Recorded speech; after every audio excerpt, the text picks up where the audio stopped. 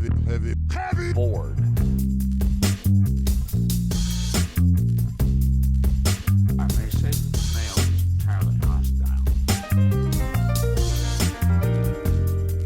No! Inner resources. life, friends, is boring. We must not say so.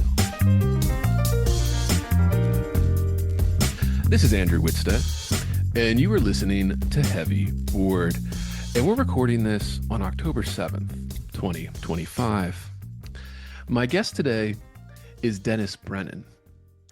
Dennis is an attorney and a historian who specializes in the intersection of politics, justice, and history, taking a wide-angle lens on the events of the past and present. And on top of all that, listeners, Dennis is also a writer. His latest book is called DC Swamp Strikes Back.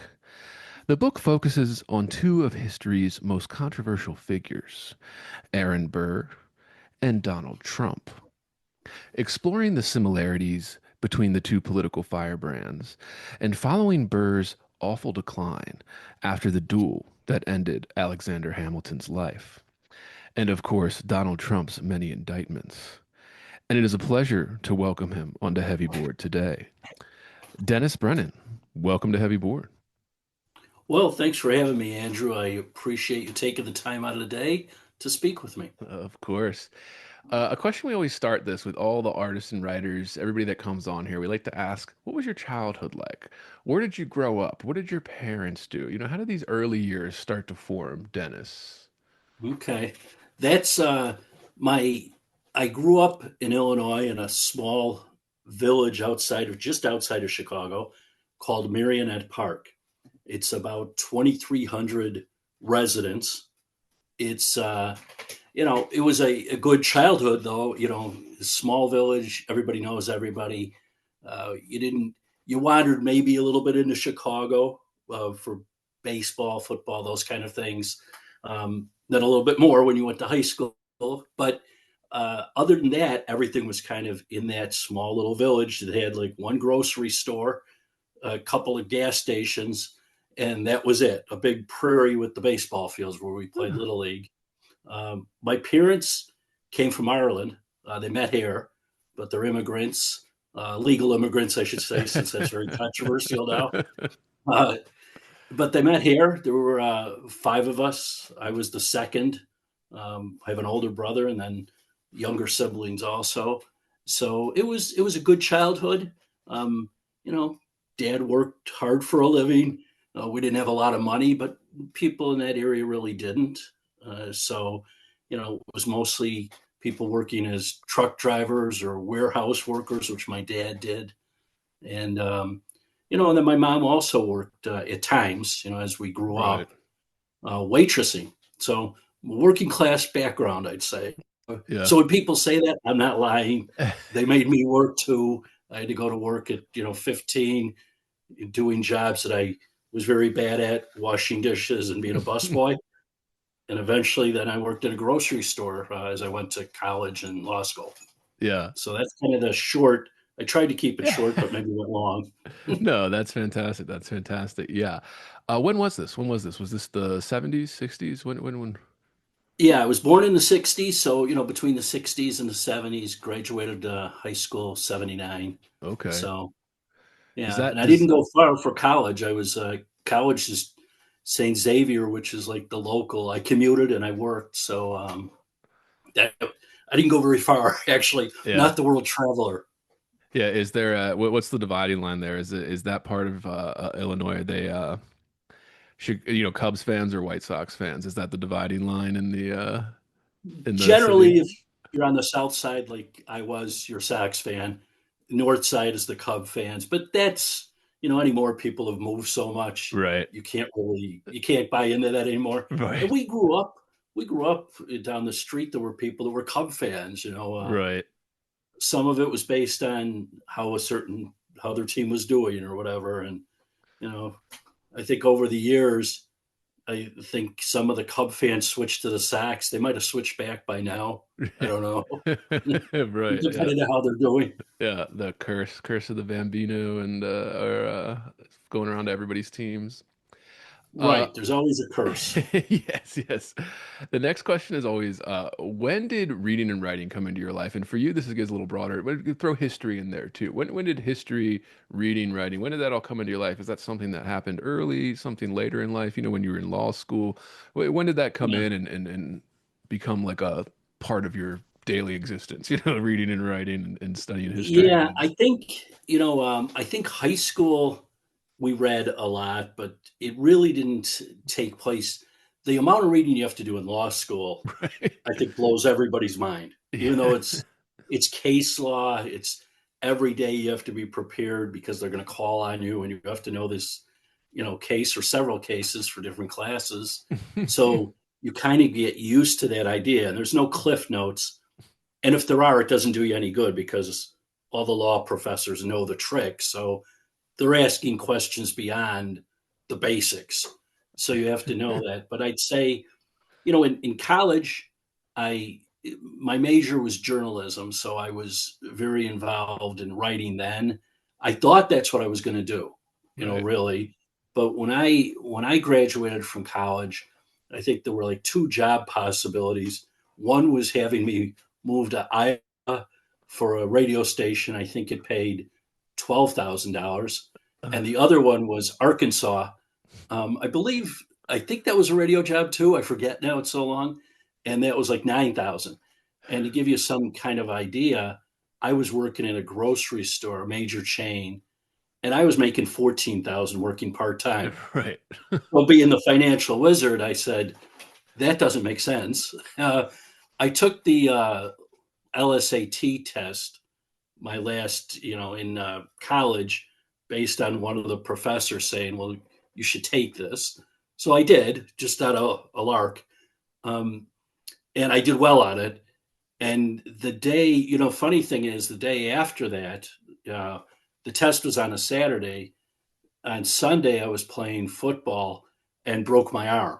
So I would have had a tough time doing anything for the rest of, for several weeks after that. They had to put a plate in. So in school, all the professors were very nice about it. They let me tape record, tests, and I didn't have to write anything. So my the actual pen and paper which we used then became, obsolete for me. I was the tape recorder guy, which was nice, but it was good timing because I don't think I could have taken the LSAT. I would have missed that time and had to wait 6 months or whatever it is. Right. Did you play football when you were in school or anything, or was it just messing around? No, it wasn't. This was more of a pickup Right. thing, Yeah, with yeah. the store stuff. As a kid, a little bit, but mostly, baseball. Right. Football was always too small. I was told too small, too slow, bad combination. Yeah. Um, and I could see the too small part. I could see both parts Yeah. actually. Yeah. That did describe me. If there was a scouting report, you're too small and you're too slow, kid. Yeah. Yeah. That's always fun too. I just asked Hmm. because yeah, I played football in high school and all that, so I'm always just curious how that Yeah, I goes. always found it to be fun, although perhaps not very good at it. But it's a great game to play anyhow. Yeah, yeah, it really is like a very American. I mean, up there with baseball and football. I mean, are the big. Yeah. What else? How much more American can you get with those two there? The next Right. the next question is always, who are some of your go-to inspirations in the world of letters? Who are writers that you're enamored with, historians that you're enamored with? And let's make this a little broader for you too. Maybe even like your first kind of big, rabbit hole, let's say, when you getting into history and you discover something and you start chasing all the documents and stuff. I don't know. What what Yeah. what were some of the inspirations that led you down this path to write books and study history and all that, on top of being an attorney and everything else? Yeah. I think part of it, it's probably twofold because I had this, you know, interest in politics for some Yeah. reason.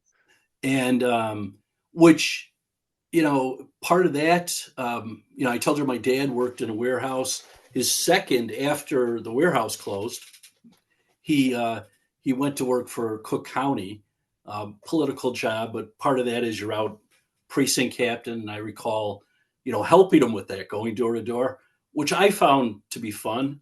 I don't think he really thought it was fun, Right. that you had to knock on doors and get neighbors to vote for your, choice. And, so part of the Democratic machine at that time, he was at least, and I guess I was helping. And, part of that is when you start seeing a lot of the different politicians, you start reading about them. So I started reading about, presidents, going back Washington, Lincoln, Kennedy. We're an Irish Catholic family, so Kennedy was like, was the Pope, then Yeah. Kennedy. Sometimes Kennedy was above the Pope, I think. But, and then you start reading about their families. I kind of transformed from Democrat politics. I was elected in that same village, Marionette Park, as a trustee when I was 25. And I was on the library district, the village. I left after 4 years. I didn't run again, ran for a township position. So I thought at that point, hey, I might make a run at this stuff politically. But I also had a few losses in there. Yeah. I think, so I had served as a village trustee out where I live now in Hinsdale. I was on the high school board and on the grammar school board. On the high school board, I was president of the board for 6 out of the 8 years I was on there.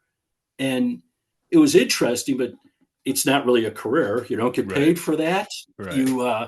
You're doing it trying to make the community better in your mind. You think you're making it better. Some of the people would disagree and say, I didn't make it better. And and you hear from them. You hear more probably from them than you do the people that are in agreement. But, so at some point in there, I also ran, I think it was for county board. I did not win that. After that, I said, maybe the people don't think I'm that great as far as they'll put me in a high school board or something, which is great. But to make a career out of it, I didn't think that was going to be my way. So I think some of that interest comes through that love of politics, which has really become harder to love, honestly. Yeah. And I think some of it too is, after college, I worked for a community newspaper. I even owned one at one time. So I did some writing, mostly on politics and community events and things happening, which always was intertwined with the politicians. So I found that interesting. I think it just expanded into the whole historical look. And, now I think, just even researching the book, you find, to start researching about Aaron Burr, you really start digging deep. Trump's a little easier because he's happening before our eyes. And a lot of research now is easier because you got the internet. They at least get you the sources, then you can pull the books or order them or whatever. It's kind of a lazy man's way of researching. It's like, oh, Amazon has a book on, Burr. I'll order that. And it's at your house the next day. You're like, okay, I'll read it. But, I do think reading, and some of it too is like we grew up with the newspapers. There were, I think there were 5 newspapers at one time, including a kind of a local community paper. But, Chicago had the Tribune, the Sun-Times, which are still around, the Chicago Today, and the Daily News. 2 came in the afternoon, 2 were in the morning. My dad was all over newspapers and reading them. And, we kind of started out reading the sports section. Right. And then it became, then their interest, maybe there's other stuff in this paper, and you start moving forward. And, by the time you're, certainly by college, but late high school, and we had some of that too in the schools. Our grade school, even, they would have the Tribune delivered. I think we were in 7th or 8th grade, and you were kind of made to read it, which is probably the best way to get people interested. I think, you start reading, you're like, oh, there's a lot of news in here I didn't know about. So it became interesting, I think, in that way. Yeah, you're not the first guest to mention this. We had another guest on that said something similar, and she grew up in like Houston area, and she said, Mhm. those local papers, the local papers where you'd have these local writers that would be these local columnists that were covering national stuff, whether it be sports or politics or whatever it is. But then you got to kind of like know them, you got to kind of look forward to their columns, and that extended to the national stuff still too. The only ones that are left now are some of the big national papers, right? So, I still look forward to certain writers' columns and stuff. I usually read Peggy Noonan's column or something in the Journal. I like to Mhm. read Douthat's columns in the Times. They're just kind of little things, but it's not quite the same as having that local person that's living in your city with you and is talking about the local stuff, with the national stuff. And it is something we're missing. And, obviously people have said this. This is an original thought, listeners, but yeah, it's just so interesting how that plays out. Were any of the big American political texts? So I'm thinking, Thomas Paine or something. Were any of those like big inspirations to you at any point, or you just always kind of had this hobby of politics? Like, Yeah, I think it was more oriented towards the politics of it. I mean, somewhat, you hear things in history and you think, whether you're reading it in class or wherever, I have to look that up. But I find myself looking up more now than ever. yeah, You start saying, I need to know more about this because, it's kind of the shallow overview. And maybe we were always getting that, but we were satisfied then. Now it's like, hey, I didn't know that. And you start researching it yourself. And, we're living in a time now where you can research things. I mean, right, sure, you might have to cut through what's a good source, what's not. I mean, here, some of that reading and, the love of certain writers. It's funny, like we had in Chicago, Mike Royko was the big columnist. He was great. And I don't know if they'll ever have another Mike Royko, because so many people would talk about what he wrote.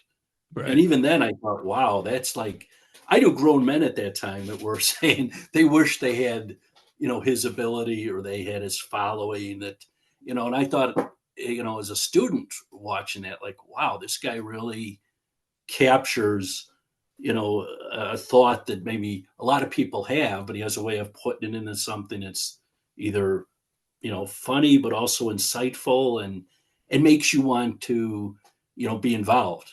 I mean, some of those guys, you read it and you thought, yeah, he's right. Government's right, not running the right way. I could do this better.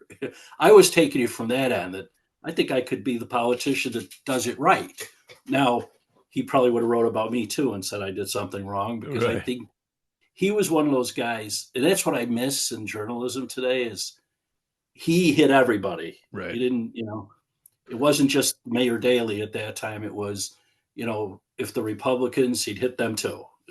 right, If they did something or in his mind they stepped out of line, he was calling them on it. And, so there's I see that value of writing, in the there and now. And then the historical part, it's important to get it down into these books where it's there forever, right, hopefully. And, and people have like this, documentation that something happened. And I get some of it's has opinion in there, but yeah, overall, you're getting the history of what happened, and you know maybe it's not perfect history, but it's something that we remember.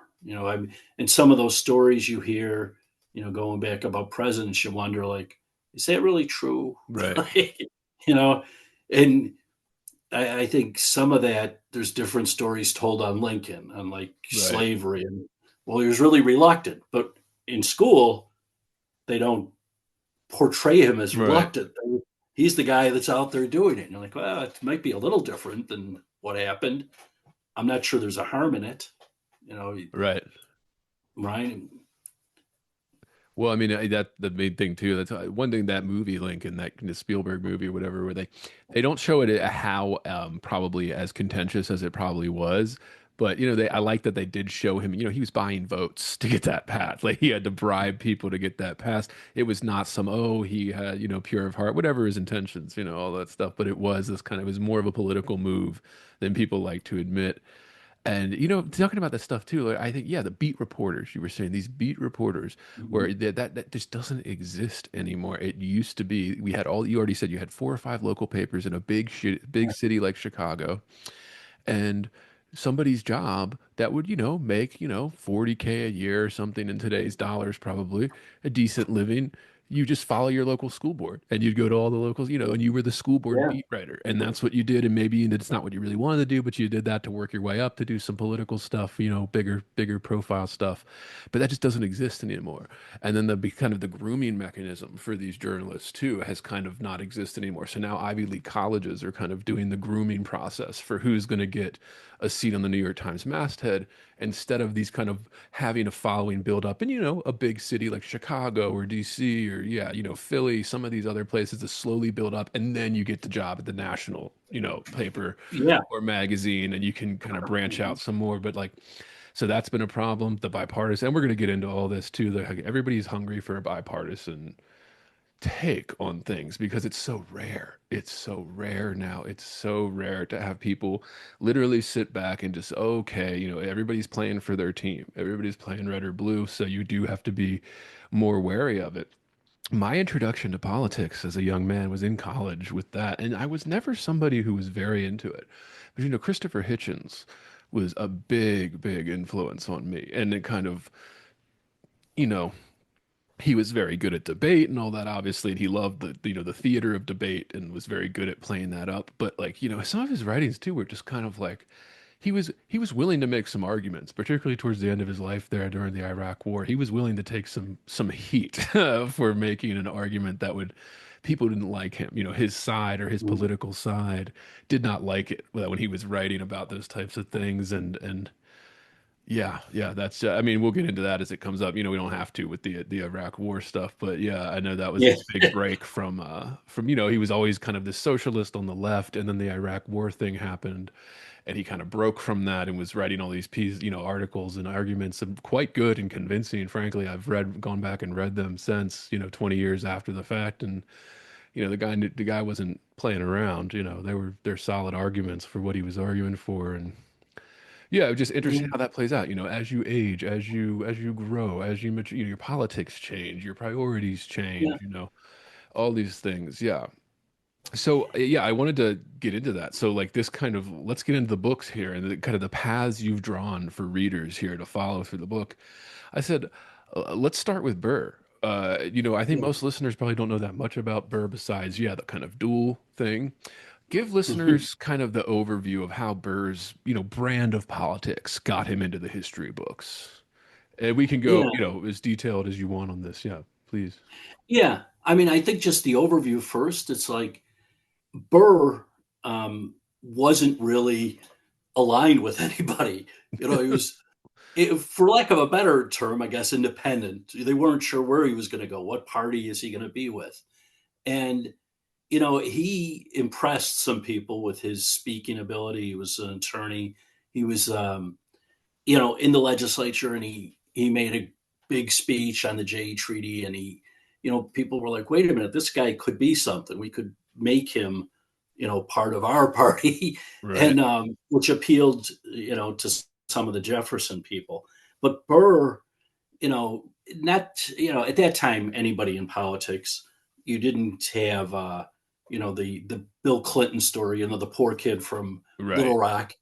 You were going to come from a well-off family. Yes. Burr's dad started Princeton University, so it gives you some idea of where he's coming from. Right. Yes. I don't think there was anybody, no coal miner's son there, but so he wasn't, and I don't think he was sure where he wanted to go either. But I think he was not. I think other people didn't know that he was a pretty good, politician and knew how to maneuver, for lack of a better word. I think he showed that in the first race. He ran twice for vice president with Jefferson. Jefferson lost the first time when he ran against Adams. Second time he won, and the real reason that I find in the research is, Jefferson didn't change anything. He was the same guy that is the first race. What changed, besides what Adams had done in office, was Burr went back to New York in the interceding time. And at that time, the electoral votes were decided by the state legislature. So he went back there, made sure he elected the people that would be with him and with Jefferson, and turned New York basically to his side. And that actually caused some, trouble with the other people there. There were like four families that controlled New York. Alexander Hamilton was part of that, Right. and because of that, that's one of the many reasons Alexander Hamilton and him did not get along, because when you're trying to take it all for yourself, and that's still true in politics now, you get a lot of people that are now your enemy because you're moving up, they're not, and so Right. forth. And it's hard when you're in those races to kind of say, well, it's just a race. Well, we move on, we shake hands. They weren't shaking hands then either. They were obviously, they dueled eventually. But Burr brought in the New York vote, allowing Jefferson and him to get the same amount of votes as the one time we had a tie. Back then, if the vice president and the president tied, there was basically a second vote within the Congress to decide who becomes president, which sounds crazy, Right. right? I mean, why would that even happen? Burr at that point went back home and didn't do anything. Some of the Jefferson people thought Burr should have stood up and said, wait, I ran for vice president. Vote for Thomas Jefferson. He's the president. I'm just the vice president. You'd like to think you would do that and I would do that. But then again, if Right. we're close to being president, we might not, right? Yeah. It's like, wait a minute, I could be president.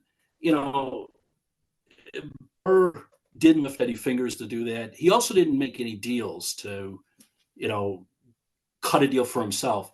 Jefferson did make a deal, Right. and he promised certain, spoils to the other side if they would put him in. They, at that time, Hamilton was working against Burr, and so were, some of the other people from Virginia who they had a plan that there'd be a Virginia president for many, many years. And they did, get that with Madison, Monroe. Burr was kind of in the way. He was the New Yorker, kind of the outsider. So he was picking up enemies and not really knowing, which I think I tie in the book, that Trump was picking up enemies and kind of not knowing it. Yeah. That he's, when he got to Washington, I think in his mind, it's hard to say that Donald Trump's naive. Right. But I think when he did get elected, he was naive about how Washington works. Absolutely. I mean, you could see it. Yeah. And he relied on some people there because he didn't know what to do. Like, okay, Right. These are the guys. And those weren't the best ideas for him personally or his career. And I think, he didn't realize, hey, it's gloves off. You're in Washington. Right. You're not a village trustee in Marionette Park or something where we had battles, but we didn't, but we kind of knew who our friends were and who, our opponents were. Here, I think he thought he was going to be loved just as he was as a celebrity. Burr kind of fell into that same trap. And then when it fell apart, for Burr, he had the duel, which should have, it kind of did wreck his career. Yeah. And all, in history, they'll teach you in class, like that was it. Right. They might touch upon the Spanish conspiracy, which has been renamed the Burr conspiracy, where they claim, Burr was raising an army. He was conspiring to, go into the western part of the country, which was Spain land, and Mexico was part of it. And Louisiana Purchase. Yeah. Right. He was going to go to war. Yeah. And now, lucky for him, they couldn't prove that. But a lot of the historians say it's true. Yeah. And there's now a growing number of people that have looked at it and say at least there wasn't evidence of it. Right. And that's kind of where I fall. Is there evidence of it? Little bit, but there's not enough to convict someone of treason. Right. And that's where he kind of gets lucky, but his career's over at that point. And, and we balance that out with how Trump, with all the the many cases, Yeah. the indictments, the lawsuits, that he faced and how he battled against those things, and ended up being victorious because he's back in the White House. So, Right. It's always interesting, like you mentioned this with, I think that especially because with social media, there's been this explosion in interest in politics, as like politics was something for, yeah, usually a certain class of people who are very into politics. And it's mhm, usually, yes, the elite class listeners. Yes, the people that went to Harvard and Princeton, et cetera, et cetera. That was usually historically the thing. But now it's this broad, all through the 20th century and so on and so forth, it's for everybody and everybody can participate in it, blah, blah, blah. But like, there is this, I think, naivete, like a general naivete around what this machine is. Like, I think you see it in even somebody who's the total opposite of somebody like Trump, like AOC or something, Alexandra Ocasio-Cortez, the congresswoman from New York. She ran on a kind of a revolutionary platform. Oh, we're going to get in there, we're going to bust butts, we're going to get in there, we're going to make mhm, changes, and we're going to do it for the people. And then she got in the machine, right? She won the House, and you see it kind of went away. It kind of got toned down, where she kind of got put in her place. She gets in there, and then mhm, these old dogs, Schumer, Pelosi, they get in there, like, honey, you need to sit down for a minute. Okay, like, this isn't how it yeah, works. You need to earn your spot here. You're a freshman congressman. No, we're not putting your bill on the floor. We need your vote for this, and then 5 years later, maybe we'll get, this is just how it works. You're not gonna to come in and be some revolutionary that's gonna change everything. Good luck. Okay, like good luck. Like right, this is a machine that is bigger than all of us, bigger than Trump, yeah, bigger than these things. Like it is gonna keep churning away. And if you get caught in that cog, it will just smash you and keep on going. Like if you're like, oh, I'm gonna be an yeah, honorable one and never lie, it's like, okay, good luck, dude, because it's gonna eat you alive, that machine. And that they call it the swamp, which I want to get to with that. But yeah, please go mhm. on. Please go on. Yeah, and I think you're looking. AOC is a good example. The way we communicate now with social media, and it's become they can't crush you like they were able to crush Aaron Burr. Right. You know, even between the duel and then you've got this conspiracy where people are getting their news and thinking this guy's treasonous. I mean, we use treasonous is used so much now. I don't know Hmm. that it has any value Right. Yes. because these people they'll say it's treasonous. No, they're not really taking up arms against our nation. So it might be something else. They might be guilty of something else. Poor judgment for one thing, but Right. Yeah. you know, you see who's huge on the fundraising on the Democrat side. Yeah. A lot of it is social media and her personality and so yeah, And then she she's might not pretty, be. she's a pretty young girl, gorgeous, and she's up there, yeah, doing her Instagram lives and talking about whatever. And she's very, It's it helps that you're attractive and all. Yeah, of course, it yeah, does, and I yeah. think the now whether you're effective as a Right. congressman, it doesn't matter. Right. What matters is you got your group of people. I mean, and Bernie Sanders, who I don't know anybody who would say he's attractive, Right. has built out Right. a big following, Yeah. and it's people who are disaffected. It gets to the point where who participated in politics. Well, back in Aaron Burr, it was the elite. A lot of Well, people couldn't even read, this so is they're not a really participating. this is a kind of a Now, no, please go on before I don't want to interrupt well, you if you're going through no, the point. now you've got anybody can. You've got the Yes. schools, where Charlie Kirk would be, Right.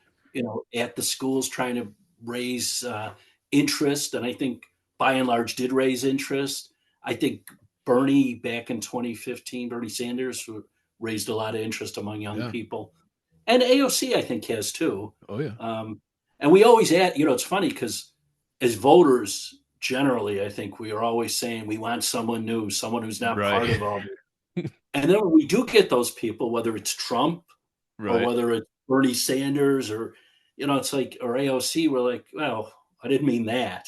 I Right. meant Not the way I I meant wanted within the it. Yeah. confines of follow the leaders and well, that's the same thing that's been going on forever. If you just follow Mitch McConnell and you follow Right. Pelosi and they want you to for sure. They I'm want look. it to stay the same. I'm actually. This is. You're saying these things. It's. I want to go in all these different directions, Dennis. I'm sorry. I like you. These are great Okay. ideas. Yeah. McConnell, that's one that, I'm looking forward to when his biography and all that starts coming out. Once he's gone and we start treating Mhm. him like people aren't as, once somebody's dead, they're not as vitriolic. Although who knows, you see what happens nowadays with that. They usually can step back and view the person's career for what it was. I mean, obviously it's not working as well as it used to. His time's kind of done. But when you see Yeah. like his tactics, this guy was a master of politics. And it is so fascinating to see how that worked, like how he got things done, how he got this kind of use the rules of the Senate and stuff to his advantage to like get policies passed or hold up policies. Very, people are like, oh, I'm like, come on, this guy is way too smart for people to be brushing him off as a fool or something or some villain. I mean, this guy is very intelligent and we should. But then, I wanted to ask you this. I didn't even plan to ask you this because I was thinking more of Burr and Trump, but I was thinking, what would you make of the Bernie Sanders kind of rise here? Because as you were describing it, I almost wanted to compare it to Burr here. And maybe he wasn't as good at coalition building and deal making, but I always think of either maybe the reason Bernie got so much attention. Obviously, he was saying things, blah, but he was bucking some of the traditional party trends, on the Democratic Mhm. side that got himself into some trouble. And I mean, there are people that say that he was forced out both times that he ran because Yeah. of that, because he was bucking, the immigration policies. He wasn't quite on board with the kind of, the general standard of the Democratic policy at that Yeah. point. He was in favor of certain other things that, they just weren't on board with. And it cost him maybe. I don't know. I mean, it's a cutthroat world. I was just curious. Yeah, what's your take on with or thoughts on the Bernie Sanders phenomena? Like, does that relate to Aaron Burr and Yeah. Trump at all? Or I yeah, I think the one thing about Bernie Sanders is he certainly has pulled the party, the Democrat Party, hard left. right, Much more so than it ever. I don't think people say, well, John F. Kennedy would have been a Republican if he was around now. I right, don't know about that, but I do think just in recent history, Bill Clinton compared to where Bernie Sanders is, right. they're very far apart. Yeah, And Clinton may have talked about some things, but he really didn't do them. yeah, And Bernie has been successful at pulling the party that way. Now, whether that'll ever result, I mean, I think he's mid 80s. yeah. I He's have getting up no, there, and he's yeah, gotten penalized in some ways too. They've been kind of like they drag him out for fundraisers and stuff, but then they kind of put him in the closet, for right. the things we're like, well, shut up about that. We don't want to pass that, get out of here, old man, But And I don't yeah, think some of that has been like he realizes we can't, you're not going to be like, I don't know who does the talking with him, but it's like, right, you're not going to be able to pass that and you're going to cost us votes. But right, we'll make a deal. We'll do it later. I think the Biden camp or administration was a lot of that where, hey, just be quiet, take a right, seat, and we'll take care of all these things in the administration, even though we're not campaigning on that because by and large, most people don't want what you're selling. The party might, the right, Democratic Party, I think, does, right, but I don't think the country as a whole does. So Bernie, it's an interesting study at some point to compare him to someone else in history who has moved their party, but really hasn't. I mean, being a senator is no small deal, right, and yeah, he's done well for himself. He's a multi-millionaire. He's been a senator for a while. He has affected policy. It'd be interesting to look at, is there someone else who's done that? Certainly, maybe it was Goldwater, I don't know, who pushed the party, didn't get the big prize. I'm just thinking in my head like I yeah, could write yeah, another book. yeah, But please, yeah, I think you see that and you're like, is it I don't know if it's fortunate or unfortunate that these guys who are so strict in their thinking where a party should be or a country should be never really get the big payoff of the presidency, but they do, move things along. I don't know if they make it better. They think they do, and it's an interesting study of Bernie Sanders. And now, it looks like AOC's the one picking up the right, baton when and if Bernie passes that baton. But he's still a fundraising force. He still is right, moving the party, and I suspect, that'll be the case for 2028 if Right. he's still active. Age, Right. catches up with people at different times. Yeah. But he seems to have groomed AOC for that heart, Yeah. and she's got a following the same way. But so we'll see. Yeah. That's very interesting how that plays out. Yeah. With all that. All right. So we got the Burr's kind of overview with this Yeah, and his brand. Now I want to kind of lay out the kind of Trump story and its similarities to the Burr history. Again, you can do overview, you can do detail, we can get into a specific thing. yeah, However you want to approach that, yeah, with the kind of the comparison, because the book, listeners, Dennis's book compares these two, this historical figure of Aaron Burr, and then of course the historical, well, yeah, gonna be historical figure of Donald Trump here, as we're still living it, so it's not quite in the history books yet, but yeah, so get kind of the overview for the Trump angle on this too. How did you want to see these two and want to compare them in this way and write this book? yeah. I mean, it started a friend of mine who's a Democrat political consultant. He's done congressional races. Lloyd Paterney. He wrote a book about Aaron Burr, and he brought it to my office and gave me a copy.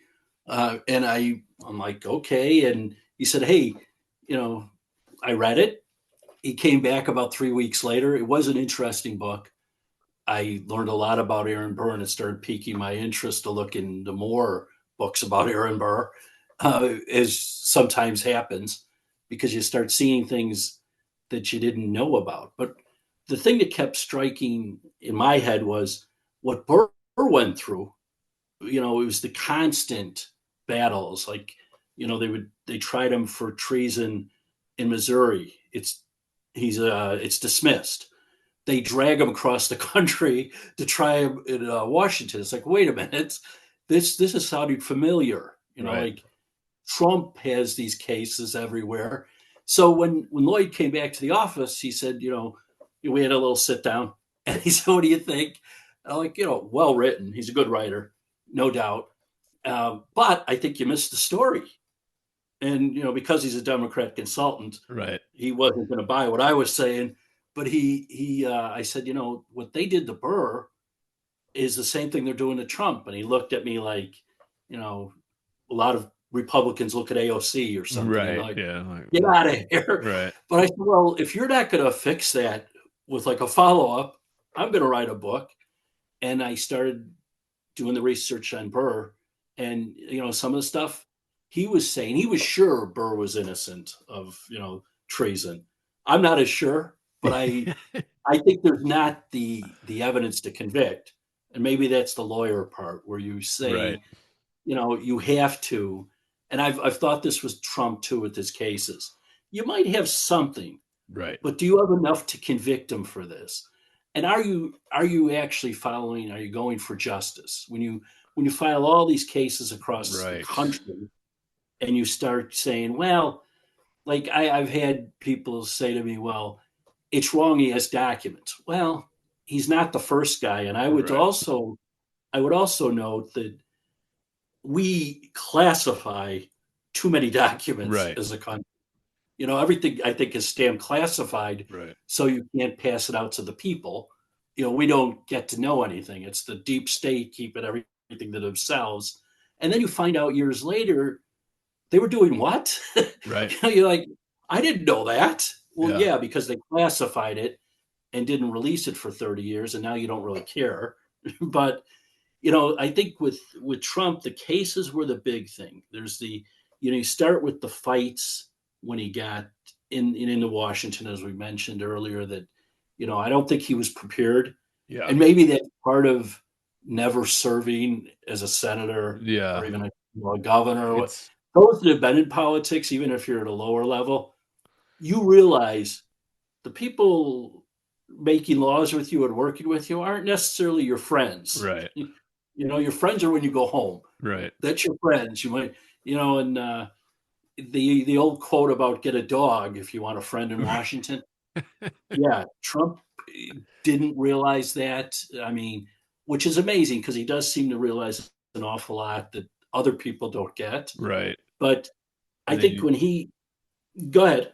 Well, no, and then you saw him kind of churning through cabinet members because he was starting to come to the realization that, I think I'm thinking of it became a meme online, that first Yeah. meeting post-election in 2016 where he had his first briefing, with Obama and the White House staff for the transition, which is a normal, and everybody was like, making jokes about it, but you kind of saw on his face, like he was kind of like he's much stiffer than he normally is. Like he wasn't as jolly and kind of jovial, of Yeah. making jokes. He was kind of like he just got his first White House briefing about, okay, this is the job, and he's kind of you can kind of see it on his face, like, why the fuck did I do this? Like this is crazy. Why would I do this? But here he is, yeah. Is it So isn't that the big question when you yeah, think about like, I've joked with people. I think the only way I'm becoming a multimillionaire is winning the Powerball or something. But yes, when it's huge, someone asks like, "What would you do?" Well, I have to tell you, you wouldn't see me. yeah, I'd be gone. yes, I mean, exactly, yeah, I would not be out there like he is. You've right. got the money. I mean, he likes it. I get that. I don't think I would. I think I'd want to be more in hiding, to speak, where I'm living a private life. Not You're not wasting your time, Right. serving, but for A lot of all the hits you headaches. take, Yeah. yeah, and you start, no matter who you are, you're going to start with half the people not only not voting for you, but disliking you to the point where anything can be said. You see that with Trump now, and maybe Aaron Burr didn't have this problem, but Right. whether it's the Epstein files, well, he's a pedophile. You'll see Right. stuff online, where they put fake photos. He's sleeping with, I don't know, little Oh yeah. girls, and Yep. it's like, and they say anything, and I often wonder, like, you should sue these people. I mean, just sue them. And not I only don't do care if they they're, not only do they say anything, sometimes what people have said online is used as a source and not in a journalist piece about it, oh yeah, So that's really the real deterioration of that, the sources and kind of, because it'll be like, oh, well, some crazy person online said this, and then all of a sudden it's showing up in the New York Times as like a cited thing of like, this is what people believe. I'm like, well, how many people believe that, But also, I was thinking of like you made this comparison, yeah, with the indictments. I was thinking, the big thing in the indictments, the people that were saying that they're unfair, blah blah, they were focusing kind of on the wrong thing, right? Maybe because there wasn't all that much there. Is probably like, mhm, they were focusing on the hush money for Stormy Daniels. They were focusing on they were trying to get him on these kind of weird technicalities that most politicians don't ever get, caught on. And to call it treason or fraud, mhm. that one with his real estate properties, was that the DC one or was that the New York one with That was New York. That they was, were yeah. claiming, very, very like kind of shaky claims about how to lie,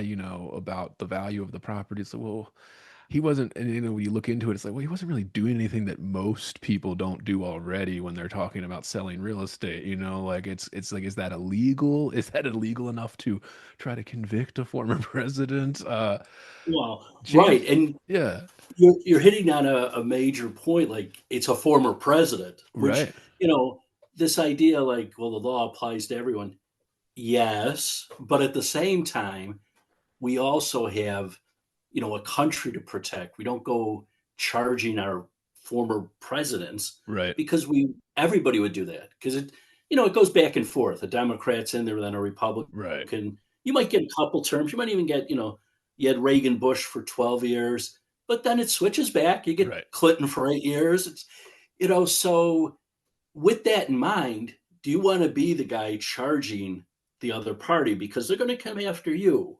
And some of these guys are young enough where they're going to be around, or certainly their staff members are. And we charge, like with the Trump cases. In New York, you had the Stormy Daniels, the so-called hush money one. Right. Yeah. It's really, okay, you labeled it a legal expense. Well, did you pay taxes? I mean, you didn't take a deduction you weren't entitled to, Right. because they would have charged you with that. So I Right. think we know that. So it's really just what you put on a document. And then the same thing on their other case with the Deutsche Bank, Right. which testified, and I did a lot of real estate as an attorney. There is no bank, that takes your word for it. Right. There, they do appraisals. They rely on their own. The Deutsche Bank vice president said, no, no, we don't listen to him, Right. or anybody. We do our own due diligence. And if they think they can make money off of you, which they made a lot of money off of Donald Trump, Right. Yeah. they're going to do business with him. Yeah. And so those cases seem very weak to charge anyone with, especially, the one document when you had to bring in I guess it's the federal election, although they never said what makes it a felony. They said it could be one of three things. And like, well, don't you think the defendant's owed at least an explanation on Right. what he's being charged with? I mean, just that you put something in the ledger that's incorrect, it's really a payoff to a porn star to hide an affair, I guess. But it really is kind of a legal expense because she Right. is going to make trouble for you. And there was an NDA involved. Yeah. Like, Yeah, it yeah. just seems kind of it's weak, to convict on. It's weak to find anybody, even in the fraud case with the Deutsche Bank. Okay, you're finding civil liability, but he didn't really defraud anyone, and they didn't rely. I mean, you don't Right. rely at all, and they use a New York statute that says we don't care. New York has a lot of weird Yeah. legal legal interpretations, Uh, and left it over really from the comes Aaron down. Burr days. Yeah. Left over from the Yeah, Aaron so Burr days. Yeah. why do you go forward with those cases? And prosecutors, certainly the U.S. prosecutors, could probably charge us all with something. If they dig deep enough, they can combine something to make it a case. And certainly if you're high profile, but we can't have a system like that. And I Yeah. think you see that in the Aaron Burr days, where there's some evidence that not only Jefferson's allies but Jefferson himself was deeply involved in the case. And with Trump, there's well, certainly Trump made the allegation that it's Biden, but I think what he's saying is it's the Biden administration. Right. The It's Biden the attorney DOJ, general. the Yeah, appointees. Yeah. right. You've got the attorney general saying do this. Merrick Garland, who Right. it's very political for a guy that was going to be a Supreme Court justice, if not Yeah. for McConnell. And you look at that and you think this is a former president and now current president, but at that time, and do you go that far to ruin a man? And I'd say the answer is yes, they did try to do that. Right. It backfired. Yeah. And that's where you see one of the contrasts with, and maybe it's the sign we live in, like the times of social media, Trump being a personality on his own. I make the case in the book where Burr just relied on the legal. He looked at it and said, they can't convict me on this, and I know the law. And Trump looked at it like they will convict me on this. I don't care because they hate me, but I'm going to go in front of the cameras and bring it to the jury of the voters and rely on my own personality and whatever. And I think, Trump's way worked. Yeah, there's a writer I like. I'm gonna butcher his name here. I think it's James Kirchick or something. He writes for the Airmail now, but he's written for a bunch of different publications. When this was happening, post the first Trump term, those are first early times of the Biden term there in 2020, he wrote a great piece and he got eviscerated for it. Went on talk shows to talk about it, like Bill Maher and stuff. He was going on these shows to talk about it. And he made this case where he just said, there's a reason that Ford pardoned Nixon. He's like, okay, and it has nothing to do with innocence or guilt. And he made this point about how if we're going to do Mhm. this, he's like, Ford knew this. He's like, if he was going to do this, it was going to tear the country apart and there were going to be political consequences for his own party, that he Mhm. unforeseen, consequences that could be catastrophic. And he was trying to just be, the best thing to do here is just pardon, move on, and it'll be in the history books, blah blah blah. And of course now we're relitigating everything about history now, so everything in history books is being relitigated now. But still, I just thought that was just such an interesting point that nobody was taking seriously at the time, where it's like actually there's a good Mhm. reason that we would pardon former presidents no matter what happened, because the consequences of pursuing this, if we're going to pursue this, if we're going to have, four different states, over 200 different indictments for some of them pretty fucking flimsy, with a lot of this stuff. uh, Mhm. what are we doing here? What do we think is going to happen from this? Like, well, look at what happened. Well, the consequences for the Democrats were terrible, and then the consequences for the Republican Party were great. They got back into the majority, the slight majority that they have now in the houses, and it's just like, well, what did you think was going to happen from this? Like you're making a Yeah. stand, of course, but like at what cost? Like looking at these second order effects, third order effects, and very rarely do we have a politician that can do that, of course, and it's hard to do, period, but a politician who cares enough or is smart enough to think about, a couple steps ahead. McConnell might Yeah. be one of those, honestly. Who, McConnell, yeah. I mean, I think when you look at that, and Ford's a good example because I think a lot of people were angry, but they didn't understand right, the historical, you know, reasons for doing it and going forward, what it meant for the country. You couldn't, Trump has made the point a few times about it wouldn't look right with Hillary Clinton in the right, first term when exactly. a lot of his people were yelling, The you lock her know, up chant. And he right. was asked And about he's it in like every that, interview, and he kind of right. was like, not worth it. Yeah. Yeah, and how would it look for the, former first lady to be Right, locked up? Assuming you could convict her. And we right. don't, And it's this easy to say lock her up. And he You was got to thinking, convict that would reflect poorly on him too. He was, her. I mean, not that he's, obviously he's not the less long-term thinker, but I mean, he was still thinking, that would stain his legacy too. They're already coming after him for everything else. Why would he Right. put another stain on his legacy that, oh, he's going after his opponents?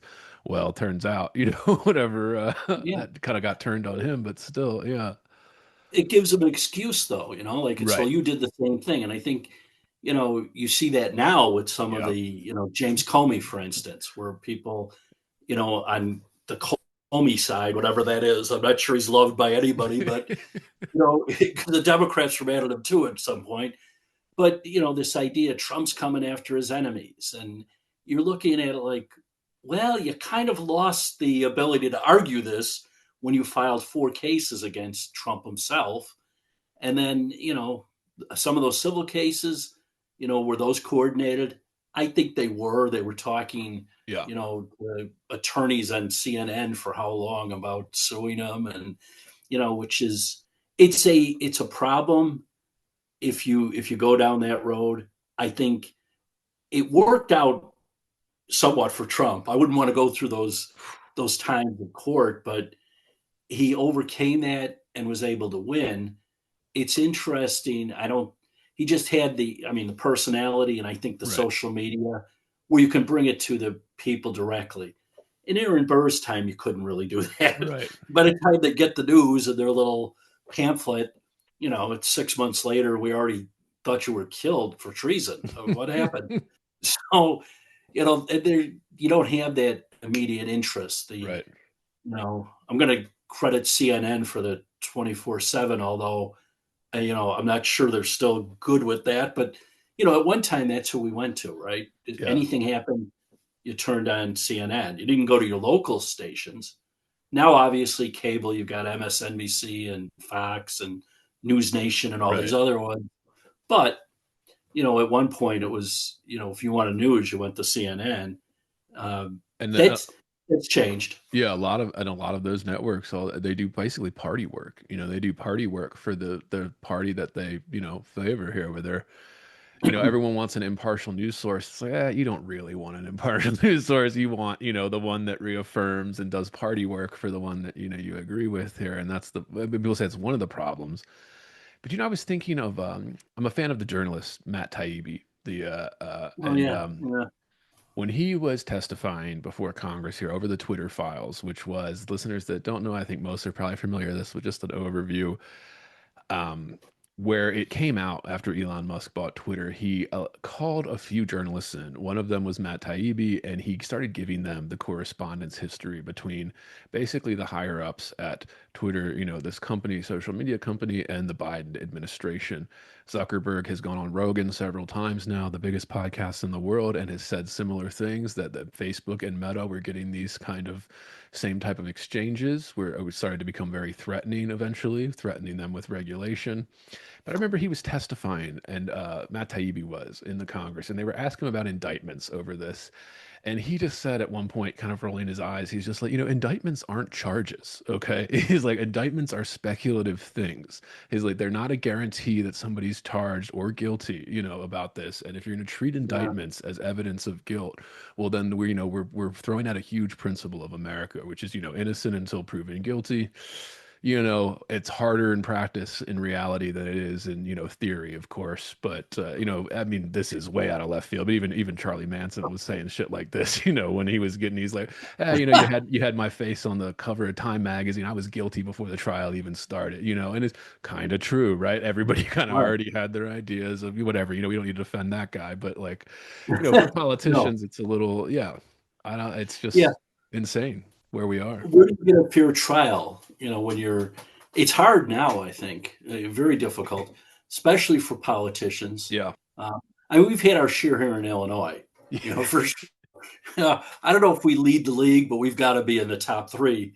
And, when you see it, sometimes some of the people I know might be friends with someone being indicted. And I always think, they hear, well, he's going to fight this. He thinks he has a chance. And I'm like, you don't have a chance. Right. You've got like a 90% chance of losing in federal court. Your best bet is to make a deal because it's over for you and you're going away. It's just how long. And I think that's the problem. And you look at it's amazing. I think in both cases, that looking at this, even back then, charging Burr with treason. Right.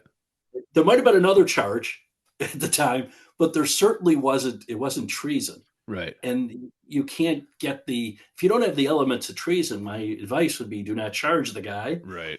And with Trump, same thing, kind of flimsy cases. If you have a case, use it.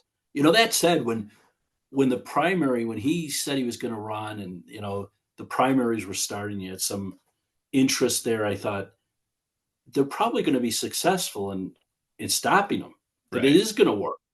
I wouldn't do it myself, nor do I think it's something anybody should do. But I thought this might work. You've got an awful lot of people against Trump. Right. But as it unwrapped, as it went through the time, these cases were so flimsy. I think the American public, whether it's they're listening to their news source or, social media and sharing things, whatever the reason, I think the people obviously decided, hey, wait a minute, this is not great. Now, certainly some of those events during his campaign, like Butler, where the assassination attempt, certainly helped, where people may have said, I don't care.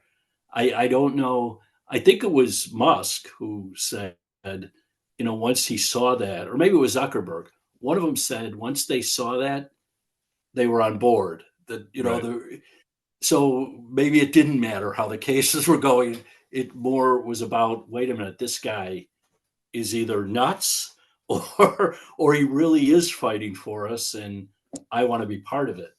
And you saw Musk with him then all the time, Right. and Zuckerberg at least joined forces behind the scenes. It's a little subtler than Musk was. Yeah. Yeah. He might have been playing both sides. I'm not sure, but which is the smart thing to do if you run one of the biggest market caps in the world. Yeah. yeah, I'm surprised that any of these guys get that involved. I mean, the way Musk is on stage, and it's like, wow. I mean, I think he made a big difference. Guys like that, guys like, when you have Even Robert Kennedy. Joe Rogan, I think, Joe ended up Rogan endorsing Trump a week before or whatever, after he had him on, his show Yeah. a week before the election there. Well, He's and that kind of huge. shows Yeah. it shows the value of the media. In the book, I talk about how the media has changed over the years. It's certainly not what I learned in school. I think most people, whether they're involved, maybe the people involved won't admit it because you never want to admit, that you're doing it yourself. But they train these students now to be advocates. It's not about, doing it down the middle. Right. If I was doing it for a living, as an actual journalist, I don't think I'd register either way to vote in primaries, just so nobody questions me. I don't think you shouldn't know how I'm voting.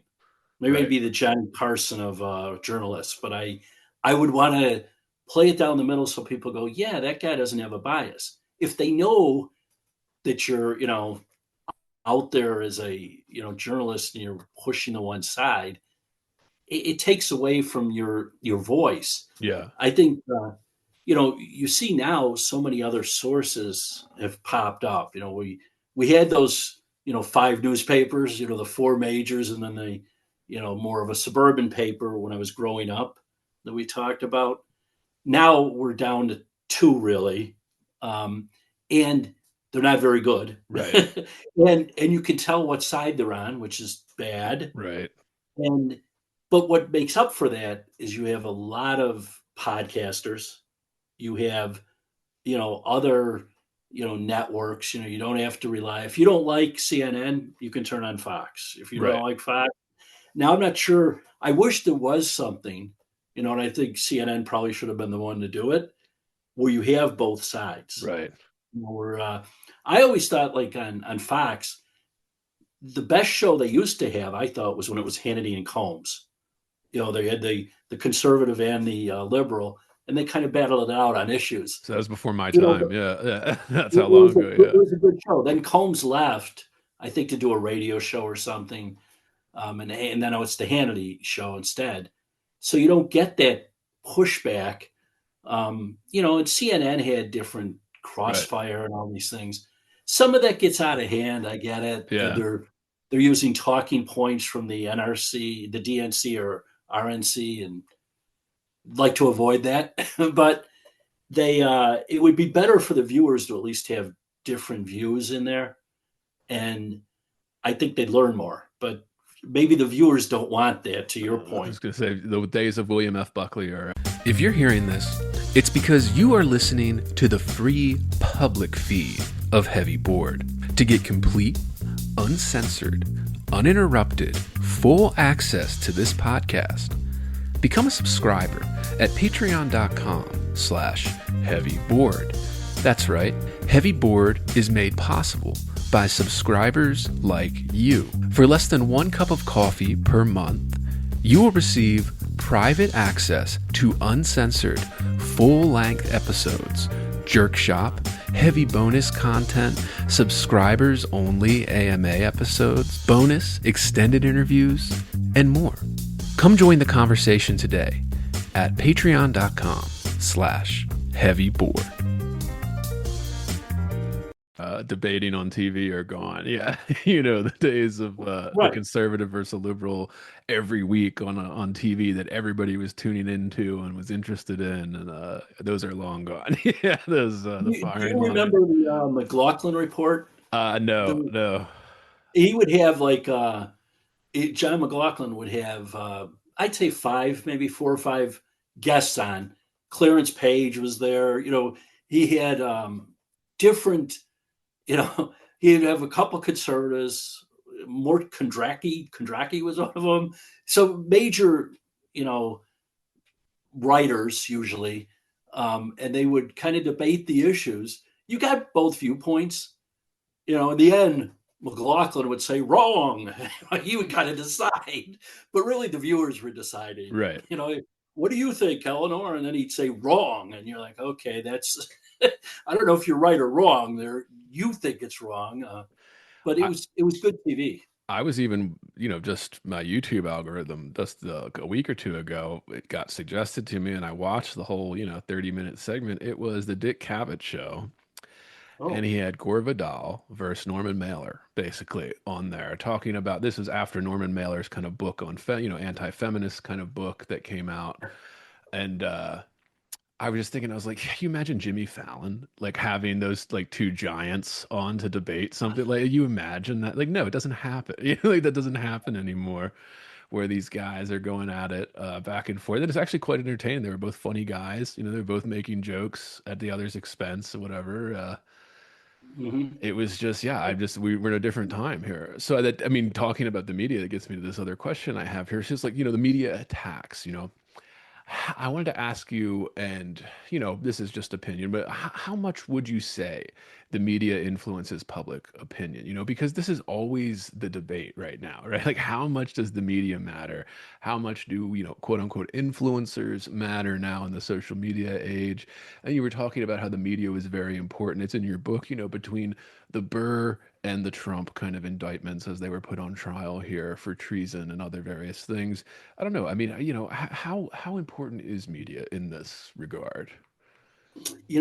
I think it used to be very important, but now when you look at the percentage of people that actually trust the media, I think we have to come to the conclusion they're not that important anymore. It used to be even in local politics, if a reporter called you, you answered the call, you responded. You didn't. Now I would advise people blow them off. You know Right, what they're asking, right. and you don't want to answer it, and they're going to print because. And I noticed it locally. Just being in the very local politics, helping candidates, and then running myself. And it's kind of a funny story, but sad to me. There was a newspaper columnist for the local suburban paper who would write his story and then call to get his quote, which may be more common than I would like it to be. But and then he'd fill in, he'd talk to you enough to get a quote that he wanted, Right. you know, or what he said as a quote. And one time, I was involved in an election. He said, he wrote something and he puts it in the paper, and I'm mad. I pick up the phone, I call him, and I said, "You argued the direct opposite, 2 years ago." And he said, "I did?" I said, "Yes."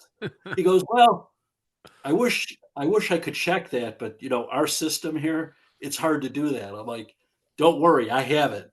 I mean, I had saved it, and he still didn't care.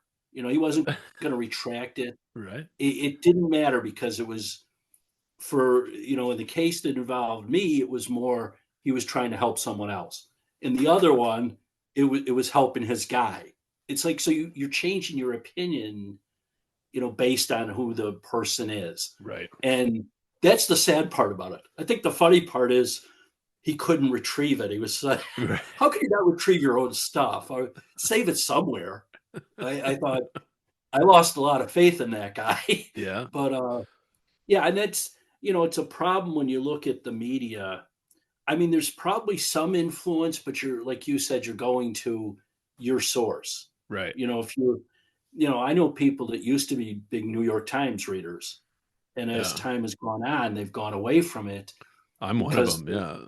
they don't trust it anymore. Right. Yeah. And they find their news elsewhere. And I it's mean, just boring. It's almost predictable. Like for somebody like me that kind of yeah, enjoys the intellectual arguments from pretty much both sides. I'm like, if you make a good argument, I'm interested, to hear it. yeah, And but like it just became almost predictable even. Like I said, there's only a few columns, like a handful of columnists, and they tend to happen to be the center right columnists that are very few, on the Times. Like I love Do Thought stuff. I think his stuff is very thoughtful and very interesting. He's making arguments in that paper that you're not going to see from anybody else. He's making these kind of interesting arguments. His podcast, even I thought has been pretty interesting too. The way he approaches it, very open, very open minded, giving everybody a fair shake here. But yeah, that's interesting how the media plays into this with this. I'm just curious because I think obviously the media has a huge influence, but I feel like we're in this kind of stuck time warp where we're talking about Fox, we're talking about CNN. Those viewerships are lower than they've ever been. Like most people are getting their news through YouTube commentators, people that have no journalistic background or anything, and they don't give a shit about being fair, or impartial. And yeah, most people that's getting more views than anything on Fox or CNN or, any of the news, even the, people, oh, News Nation, these kind of newer, more right-wing ones. Like, how big is their viewership even? I mean, I think it's mostly these independent kind of social media things. And when you say that, I think there's this tendency, especially, if you're on the other side of it. So if I'm arguing for the Republicans, the Democrats would be on the other side of it and vice versa, they would be, oh, well, it doesn't influence that much. It's not that much of an influence. I'm like, I don't know. Companies are paying hundreds of millions of dollars for influencers to sell their products. I mean, why do Yeah. you think that the politics is doing anything less? And then you're seeing this stuff come out, and that they are doing it. They're paying these influencers, high five figures, low six figures to make posts in favor of their candidate to, even if they're not true, even if they're, some type of Mhm. slander or whatever, it's not, nobody cares about the impartial angle. That's kind of like a dying, you know, an old generation thing. The older generation cared about that, but now it's just out the window. It's just out the window. Right. You can become a journalist at the most prestigious publications in the world. Your name on the masthead, it's the highest perch in journalism to work at the New York Times or something. Mhm. And you can just fabricate things if you want. I mean, it's reached a point of very absurdity as long as it kind of plays for the right team. You can fabricate stuff, and it goes through the fact checking process, which is pretty rigorous. Like, I mean, I'm not naive about how what it is to publish a column in something like the New York Times. They're not going to let just anybody do that, and they're going to put you Right. through the ringer. Where did you get this? Where did you get this? I can't find this. They need their shit. They want to do a serious job, but then everything's so clustered now, stuff sleeping through the cracks. And then I think it goes to these kind of indictments too, where like these kind of indictments are media based. They were based on a lot of hearsay. They were based on a lot of, and then people were so overzealous to, get him, like, oh, we're gonna get him on this. They were cutting corners, they were missing details, and it's like, well, how bad did you actually want to get him? Because you're missing the kind of, dotting the T's and crossing the T's and dotting the I's. So you're missing something. Well, then your case falls apart because you were just so overzealous and partisan about it that you couldn't see, the forest from the trees here. And look what happens now. I mean, what did you think was going to happen when you're approaching it that way? It just so I'm just fascinated by this. And then you drawing the comparison all the way back to the Aaron Burr days. I was just very Yeah. curious about how you thought that played in with media and stuff. Getting smear pieces written on you. I've had a former political consultant on. He wrote a few kind of political thriller fiction books. But I was asking him, he ran for office in his local area in Pennsylvania there a few times, and he had, these articles with friends that he had worked with, colleagues that were lying about him in papers, and he'd have to read them, while he's running for office. And I just asked him about what that's like, and he's just like, I mean, it's devastating. I mean, you thought this person was your friend, and then they're giving a quote to this journalist about how I'm a piece Yeah. of shit. It's pretty hard to Well, deal with. and that's bad, but then you also have the anonymous, Yes, sources. And yes, now, it used to be, you couldn't go with one anonymous source. right, You needed to back that up. And then it becomes, and I think Watergate was one of those where you had Woodward and Bernstein and, Ben Bradley telling them, no, you need to get someone to say this is true. There's another right, source behind this. Now they don't necessarily have to come out, but you right. need to have that source, and I need to know it. That's gone. Yeah, Now it's someone told someone who wrote something, and you're like, wait a minute, that's not. How do I battle against that if I'm Donald Trump or if I'm bring your accuser forward. I have a right. In court you'd have that right. Now I want that right as a politician, and maybe it's libel laws, the protection with Sullivan New York Times cases. Yes, you probably needed something for people that make honest mistakes, but it's stretched so far now that right, you could make it up. And I right. do believe there are journalists who have made it up, or they've relied on made up information. The Russian collusion stuff. It's made up. Yeah, you know, it's really a hoax, as Trump says, and you're sitting there going, how did the New York Times report it? And then everybody else reports based on, hey, yes, it's the New York Times. right. The New York Times is reporting. So, okay, I can write the New York Times is reporting and do the story again. And you do that throughout the country. And pretty soon it's like everybody believes there's still a big percentage, according to polls, of voters, or at least Right. American citizens, Yeah. who believe that Russia helped Trump. It's like, what? I mean, it's been blown apart, but they say the original story so many times, the little, retraction or the story that says, "Oh, never mind, nobody cares." We've moved on. We're on the next term, or Yeah. we're beyond that. Well, So that was what Matt Taibbi he was the one that broke that hoax case where yeah, he testified before Congress about it, all of that, which was just go and watch those, listeners. You want to see how bad faith does. I mean, those are all show trials anyway, whatever, testifying before a House yeah, committee or something. But yeah, he was saying that, like he said, when he found the dossier, that everything was based on the Steele dossier for that, he said he started trying to verify it, as a normal journalist would, right? To verify where it mhm, came from. And he said when he started calling these numbers to verify it, he realized that like none of it was verified. He said it was me and then one journalist in like Canada, that like the only people in the fucking world that made a call to verify this information and realized that it was false, like it wasn't verified and it was run by everybody. And I think that is like people deny this influence. They deny the power that they have when you're a kind of syndicated columnist, or a columnist at a big paper with a large, syndication. It's they deny that that influences everything. Like you said, it's that kind of domino effect where the big trustworthy, well, the New York Times wrote it, so it must be fact checked, and mhm. all of that, and then everybody just runs with it. Then there's some social media influence. I mean, you could say something.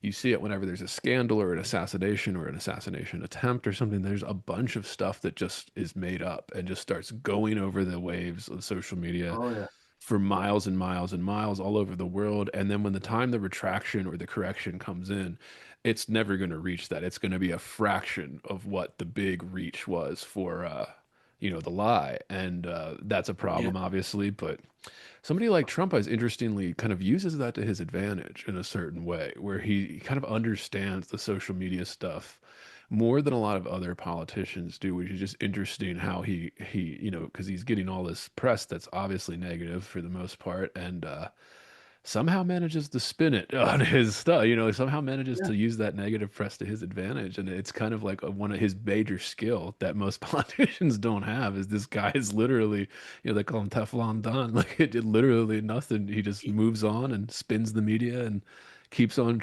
chugging along.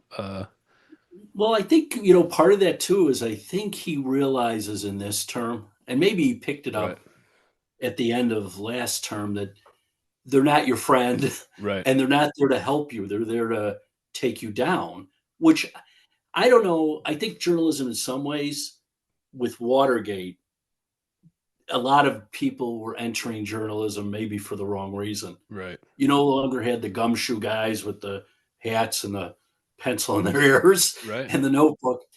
They were there to make money, to be stars, Sell which, books. Yeah. yeah, and it becomes a problem on the actual reporting, where Woodward and Bernstein did very well after Watergate, Yeah. but anybody know them beforehand? Right. I'm going to guess a very small percentage. They were local You know, reporters. Yeah. In yeah, DC, yeah. making a living. Right. But nothing. They weren't stars. All of a sudden, we're doing. We got books, we got movies. They're on talk shows. They are stars. And if you're sitting there as a young journalism student, or maybe you're in the journalism field already, you're thinking, well, I could do that. So from that time, we've had a lot of this anti-president, like everybody's, you go right away to Ford and you mention the pardon. I can't tell you how many people would think what he got something for it. There was a deal. Right. Well, Nixon was forced out because he didn't have the Republican Party backing him anymore. They were going to vote to impeach, Right. and he was going to be convicted. And he was told that by Republican leaders in the House and the Senate. You step down, or you will be convicted of it. And that's the only thing that made him move. I Right. don't think it's like, well, I've got to get my vice president to make a deal with me. He was just a beneficiary of Ford, maybe putting the country ahead of his own self-interest, because Right. when he did that, what did it lead to? Jimmy Carter saying, well, we need honesty, and we need, and appealing to people on that basis, that, whether you're qualified or not, you Right. seem like an honest guy. And he probably was an honest guy, Yeah. but I don't know if Ford was a dishonest guy. He just thought the best thing was like, let's move on. It's best for the country, and maybe he didn't explain it very well. um, Yeah. but he said that stuff. I don't know. Maybe we didn't listen. Right. You know, as voters, we thought, there's a deal because we want to find the deal. I'm kind of sickened by, obviously Charlie Kirk Right. being assassinated and seeing that, and you couldn't help but see it. Oh, it was everywhere. That's Yeah. right. And you see the blood, and the thing that strikes me is, it kind of reminds me of like Kennedy being killed. I was young, Right. so I didn't know it then, but I've seen that thousands of times, Right. right? And everybody has, but the people who I really feel bad for are, you know, John F. Kennedy's children Right. who grew up. If I saw it thousands of times, they probably saw it hundreds of thousands of times. And that's, you're just little kids. So your memories of your dad is the bullet hitting them in the head in the car. And the same thing with Charlie Kirk's kids. They're small, and that's going to be the memory of their dad. They're too young to really remember him otherwise, and it's so sad. But then the worst, I guess there's no part that's worse than that, but to add on to it, to make it even a more terrible story, are the people posting on social media, and some are allies or say they were allies of Charlie Kirk, writing about all these conspiracy theories of which they have not one bit of evidence. I mean, they are as Right. bad. If you hate journalists on, a certain newspaper, you have to hate these people just as much. The people that Elon Musk says we are the news, Right. yes, and some of them aren't doing any better than the old news. They're Yes. doing, my God, how do you have a no conscience that you're on there just going for clicks? I guess it's the brand now is to be a nut, right? I Right. mean, you can build up a conspiracy group that wants to find something wrong with everything. That it's not a guy on the roof. It came from the different direction. It's the Israelis. It's Right. something blew up in his neck. It's like, I saw it. Yeah. Quit spreading this cockamamie. That's an interesting word. You don't get to use it much, but it's so ridiculous that you come up with these conspiracy theories and people are reading that. And I assume some are agreeing because I see, I'm going down that rabbit hole. I'm reading Yeah. comments and I'm thinking, I just feel bad for, his kids, his wife, his parents, anybody that really knew him. I mean, I only knew him from the little clips on social media and, his podcast. I Right. saw some of that. And I thought, interesting guy because he accomplished so much, Yeah. you know, before most of us have even decided what we're doing with our lives, right? It's like, what am I going to do? I don't know. You get people, that spend 6 or 7 years in college and they're like, I don't know. Then they get out and do something totally different. You're Right. like, Yeah. so this guy seemed to know what he was going to do at an early age. Now his memory is, all these theories. It's like, Yeah. no, we have a mentally disturbed person shooting him Right. and killing him. Let's, let's not make it into, the Israelis are doing it. And, Yeah. especially if you have no proof. If you have proof, bring it forward. I'll read Yeah. it. It's I know that's going off on a tangent, and I told you I might do Yeah. that, but that's one of them. Well, I mean, that's part of the media landscape now is this elevation of conspiracy to, you know, hard-hitting journalism, basically. Like they kind of elevate conspiracy as if it isn't conspiracy, that it's fact-finding or something. And you see this often with everything that's going down. Yeah, it is kind of a how do you deal with that? And none of us, I mean, nobody really knows how to deal with that yet. We're still trying to figure it out with the I'm thinking of, I Joe Rogan had Bill Murray on his podcast, and he was asking him about the book that uh, Woodward wrote on John Belushi. And it Mhm. was Bill Murray just said he couldn't even read that book. And he said, why? Joe Rogan's like, why? He said, well, he's like, he was a friend of mine. I knew John Belushi. He's like, we hung out together. He did drugs together. We did all this stuff. Like, he said, I got 6 pages into that. And right in the 6 pages, he said, I thought to myself, oh my God, they framed Nixon. Like, because he said, because when he was reading about his friend that he knew personally, spent time with all the time, he said everything that was written in those first 6 pages was untrue. Like, you know, Yeah, and he's like, I that's not what happened. And he's like, I'm thinking, oh my God, how much of this guy's career is just about like kind of misconstruing what happened and putting it into his books and making all this money. Like, so, oh my yeah, God.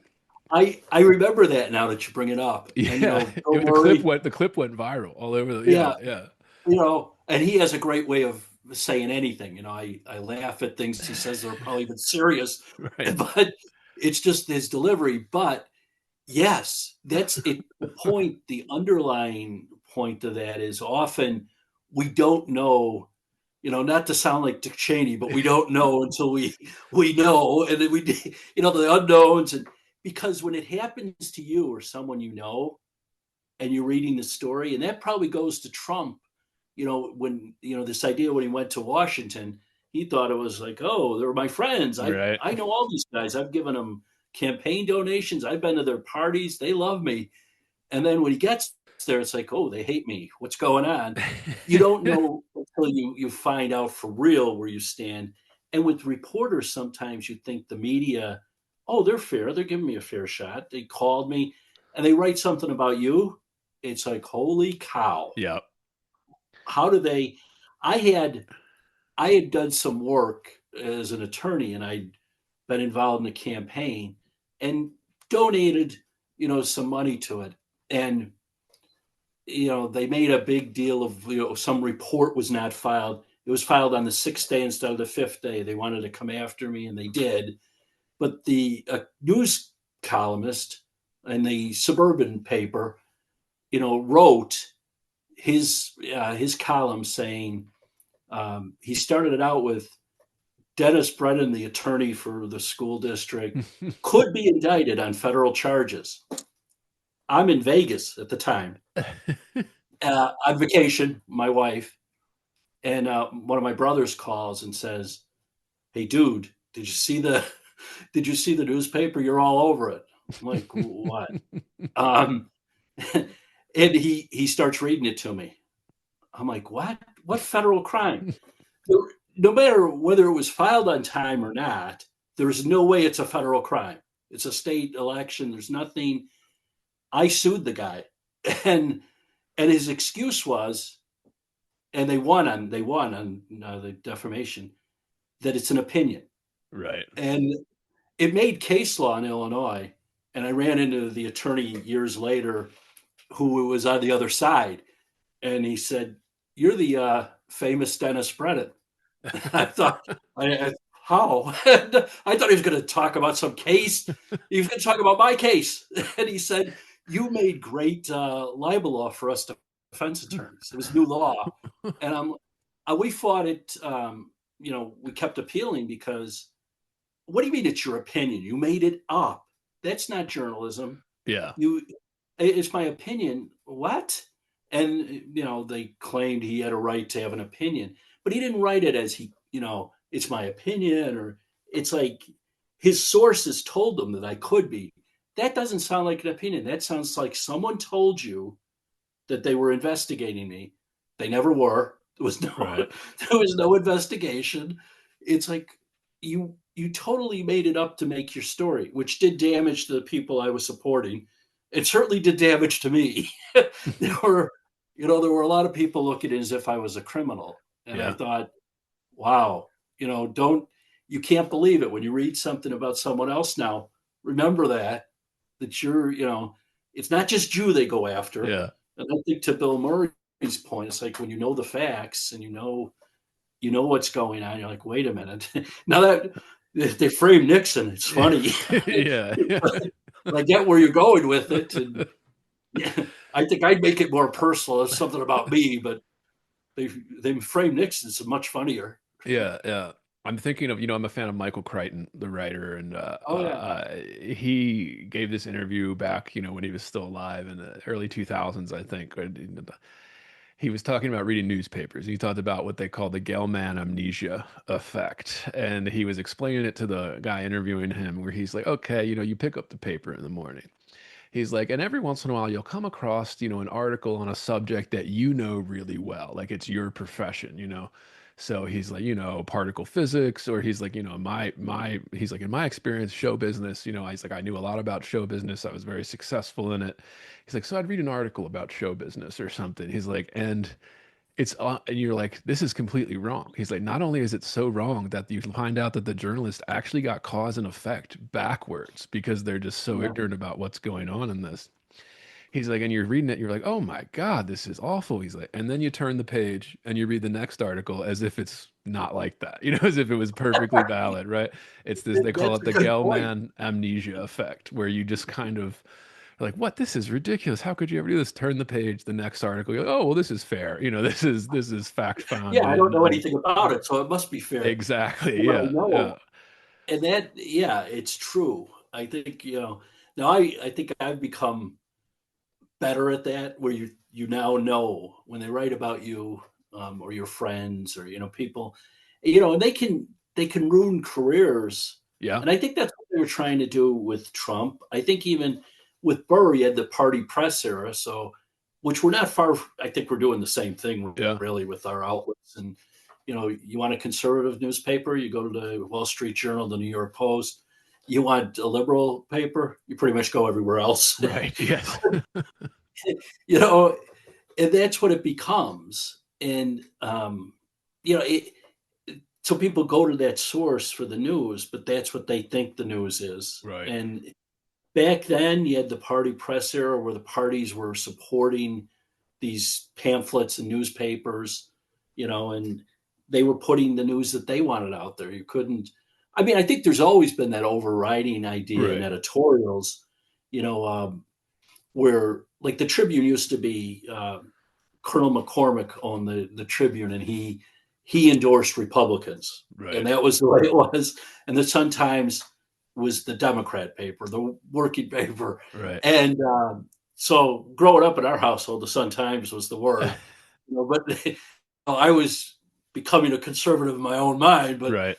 for my dad, that was the Democrat paper. The That isn't, those were the editorials though. Right. I don't know that it was. I didn't realize at that time that it was leaking into the reporting.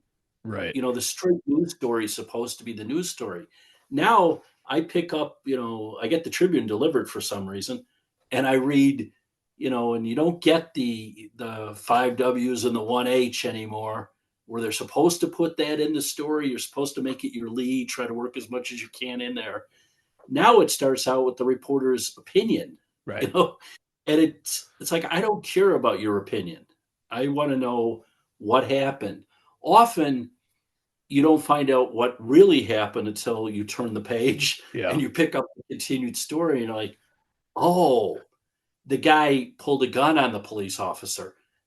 That's why he was shot. Right. Yeah. Because you read the other stuff about how the police officer was being investigated. He was shot. You know, they have so many other shootings. This guy has, he's been before a review board. It's like, okay, that's all fine. But how about the story? In this case, the assailant, the dead guy now, Yeah. pulled his gun. Big mistake. The police officer or several of them shot him. It's like, well, Right. that's what I would expect. I mean, Yeah. I tend not to pull the gun on the police officer or anybody that's Right. going shooting you. I know Fran Lebowitz said this years ago, where she was talking about this was in the early 2000s too, during the Iraq War stuff, where she said, back when I was growing up, she's like, I could get a news story and it would be the news. It would be literally, this is what happened, this happened, and then this is what happened.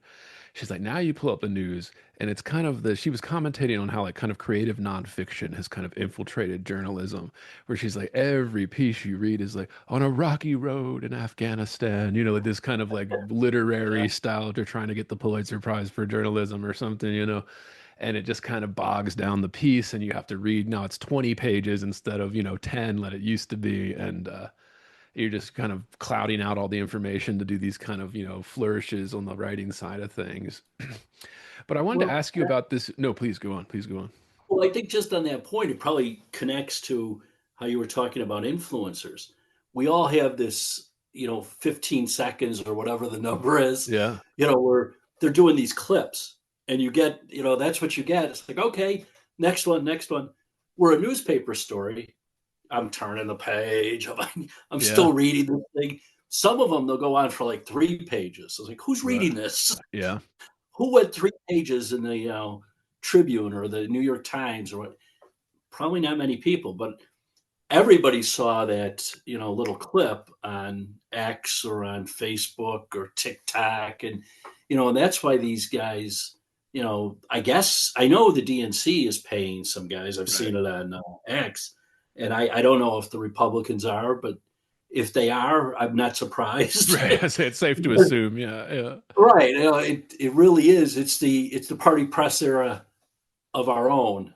It's and I'm not sure that's what Elon meant with "We Are the News." Right. I mean, but that's maybe what it's becoming. Yeah. So Well, that gets to the next question here. I wanted to ask you. Yeah. Is the media as an institution, is it a corrupt institution, you think? I think it is. Yes. Unfortunately, and you have a lot of this in the book. I talk about all the people that go from government and the journalism, and even vice versa. Not only as reporters, George Stephanopoulos, everybody knows him, Yeah. right? And he presents himself as a journalist. He's not. Right. Chuck Todd not only wasn't a journalist, he didn't graduate from college. Right. So how are you now sitting on this prestigious show, or was, Right. and telling us what is and isn't true? I'm not sure you've been trained to do that, either one of them. They've been trained to help in politics, and they were good at that. Right. But when we're mixing them, and we have people, leaving administrations, going to run networks, working in top spots there, not only as it used to be, you just came on Right. and you gave your side of the story, and then we had the other party do the same thing. Now they're the experts, Right. for whatever network you're watching, and it's a problem. I mean, I think you lose credibility and you corrupt yourselves, and they have no one to blame but themselves. They wanted media stars rather than journalists, and Yeah. I don't know that people. I haven't looked at any research, even if this has been done. Do people tune in to watch George Stephanopoulos on ABC, or are they turning in for the news on Sunday morning? Right. I would think they want to see a discussion, and George means nothing to them. If you Right. replace him with a real journalist, I don't know who that would be. Matt, you could put Matt Talabi in. Yeah. Yeah. Yeah. I mean, we're running out of guys, but if you want to find someone who is down the middle, that might be a good show. It's Yeah. it now has gone. Talk about it in the book again about the media. We see it in newspapers where it's slanted. Yeah. Bill O'Reilly used to have the no spin zone on Fox. You could argue whether there was spin or not, but Right. Yeah. it was a cute name, and I think it played to the thinking that people were spinning the news. Right. He was saying that in a way, maybe while spinning the news, but he was onto it. And I think when you're viewing that, you're going in with the idea of either I'm going to watch my network or read my paper, or I don't like what this guy's saying on social media. I'm just going to swipe that off. Yeah. But you see the whole system being corrupted, where the viewers or the readers they rely on that for the truth, but they're getting bad information. And to that point, I find myself now being Yeah. the so-called fact checker, and I hate that. I hate the whole how newspapers would do the fact checking. You're Yeah. checking yourselves. That's not good. Yeah. But you read something, you're like, that can't be true. And a lot of it's on social media. Yeah. Facebook's notorious.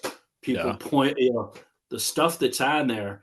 It's not a story. It's someone taking a quote and saying, there was one about Trump actually, where they claimed his mother had said these terrible things about him. And I thought that can't be true. I Yeah. would have read somewhere that his mother said this about him. Maybe it's his niece. Maybe it's possible, but someone said it. I'm looking it up. No one ever said it. Right. Talking about his lack of intelligence. And I'm like, this is totally made up. But half the people read it, not see that it's not cited to anybody or a link to something. Like, you're going to put something on there. I want to see it. I don't trust anybody. I Yeah. I want to see it. So I end up having to look it up myself, which we've become the fact checkers more than the news. I think Yeah. Elon, the first part right, where they were maybe partially news, mostly fact checking. You can't trust it until you actually look into it. And sometimes there's some part of it that's true, but then when you read it, you're like, well, they missed the rest of the story. Right. There's a quote, but it goes on to, they did a lot of that with Charlie Kirk. Yeah. It's very interesting how they've, said, well, he's a racist because here's what he said. Right. And then you go and watch the whole clip and it's like, well, Right. it's in a bigger context. I don't believe he's a racist when you watch that. It's, And there was that whole scandal at the Post. That one columnist mhm. was fired, and she's now suing the Post, I think, for wrongful termination. But it was the reason that it was because she fabricated a quote. I mean, and I think if we're going to be generous to somebody like that, maybe she did just set out to fabricate a quote. But I think it was more like, it was probably uh put through all these filters. It was mashed up and remixed until it got to her social media feed, and she read it, took it as fact, and ran with it, after it's been Yeah, mashed through all these different things. So it got to her almost second, third hand. She didn't yeah, verify it on her own, and that, which is journalistic malpractice on her part. If you want to be a journalist at one of the highest perches in the world for journalism at the Post, well, you would expect to, verify this quote before you run with it in the paper. So you embarrass the paper, you embarrass yourself, and now you're mad about it. But you mentioned the revolving door, and people are willing to accept that when you talk about lobbying, you talk about the regulation apparatuses and how they have these kind of insiders, hmm, revolving door. You get a government position, then you go work from the Pfizer board or something, and then you're in charge of regulating, the company that you're on the board of, essentially, this kind of yeah, revolving door with lobbying and stuff. And everybody accepts that is true, and a corrupted and kind of bad practice in our current politics across the board. Most people are like, yeah, that's bad, that's bad. But then you say, well, that also happens in journalism. And they're saying, well, no, it doesn't. No, it doesn't. These people are, truth tellers, warriors. It's like, well, yeah, Emmanuel, what's his name? Like Rahm Emanuel or whatever. yeah.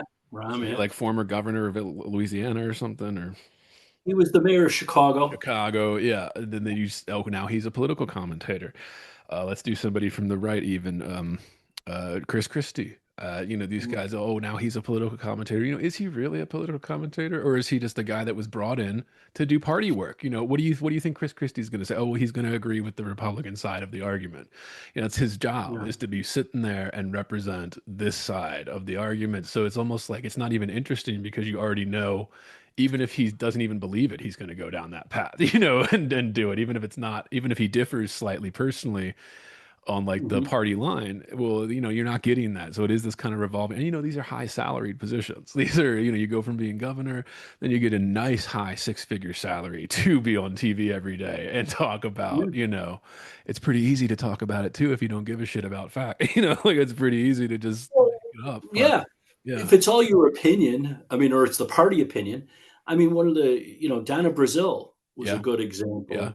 Working for the campaign and at the same time working, I think at that time ABC, yeah, and then I think Fox hired her after that. It's like, wait a minute, what are you doing? I yeah, mean, she shouldn't have been hired at all. To me, it's like, if you are going to be on TV or working for our media outlet in any way, you're not going to work for a campaign right. at any time. it's almost like, here, sign this, like you won't in the future, for so many years. Just if you're leaving a media outlet, you're leaving the TV station. Yeah, you can leave, but when you do, we've got 6 months where you can't go on another station. And Yeah, makes wasn't sense. wasn't there that scandal during the 2016 or something campaign where one of Hillary's speechwriters was also a commentator on ABC, and he wrote the speech that he was giving commentary on the news network, and talking about how it was a great speech and all this kind of stuff. It's like, well, wait a minute, you're the guy that wrote it, and you didn't disclose that you're the guy that wrote it. I'm sure he makes a great living being a speechwriter. You can make good money doing that in politics, but like then you're also a commentator. It feels slimy. It feels weaselly. It feels, and when people see that and they find out about it, they don't like it. Americans, I'm obsessed with kind of, American mythology, the kind of like George Washington, the cherry tree, these kind of myths Yeah. that have come to shape us, in honesty. Americans do value honesty. And I think something like the George Washington, the cherry tree is a symbol of that. I cannot tell a lie. Right. It's kind of a mythical symbol of, we value that. And then we kind of, when we find out that you're deliberately being dishonest, we do tend to recoil a little bit. We tend to go, like, why are you doing that? You don't have to do that. Like, we're Right. America. Like, you can say what you actually think here.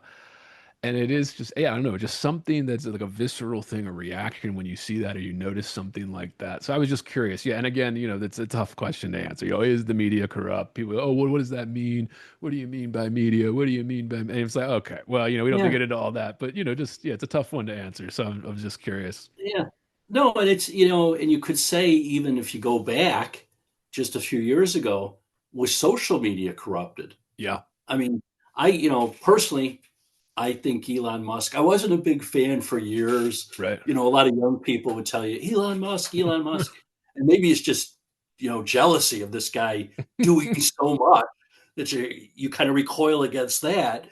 But then you see with what became X, Twitter, the fact he put it all on the line, Yeah. and I do believe he did, for kind of free speech, that people would be able, at times I wish it wasn't so free, like you see the Charlie Kirk stuff Yeah. and the conspiracy stuff, and I think, wow, why do we have to put up with that?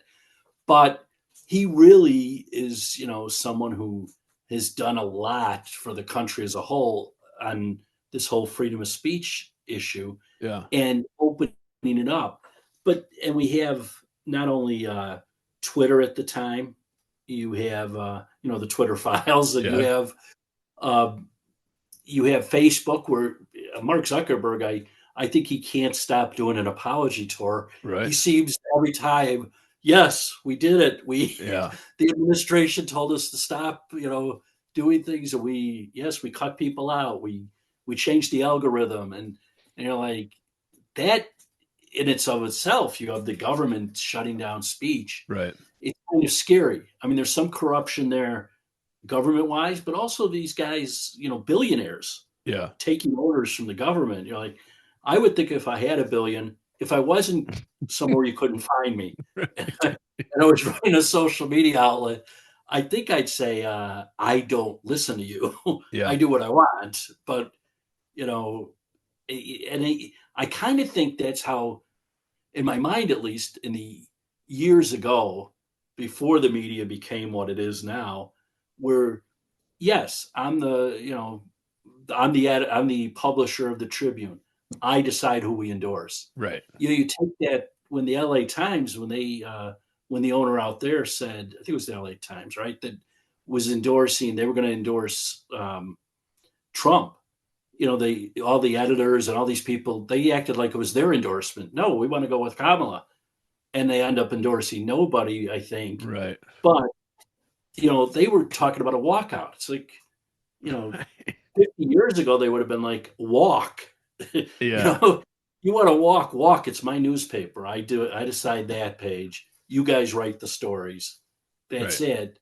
But somewhere along the line, that's become corrupted internally too, and maybe because you have no balance. The percentages, I think it was down to 3% are now, Republicans that are reporters, or they identify that way. And it's like, whatever that means. So, there's corruption throughout it on different layers, I think. Yeah, and people that are unfamiliar with the Twitter files there, it was one of those stories that was very big on social media sometimes, but it got very underreported in all the mainstream press outlets and stuff because it was so damning to the Biden DOJ and the Biden administration, what they were trying to do, pressuring these companies under the threat of regulation to pull what they wanted them to pull. And it just was so eye-opening with that too. Like I think people underestimate how big that was when Musk bought Twitter and then let Taibbi and Barry Weiss and some of these other ones come in there, these journalists. Uh, uh, People had no idea. We had a suspicion of certain things, the way these algorithms would act and stuff. They would just suddenly, if you made a certain post that was critical of some like COVID restrictions or something, it would be taken down, or you would see it not get engagement like other stuff. You would see it, the engagement start going down. It's like, okay, well, they're definitely putting their hand on the lever here. But then when they actually exposed it, it was like, okay, now we can prove it. They had lists, they had blacklists. They had people that, like, if you got on there and you were associated with the wrong political side, you were put on a list and you were de-boosted in the algorithm on purpose.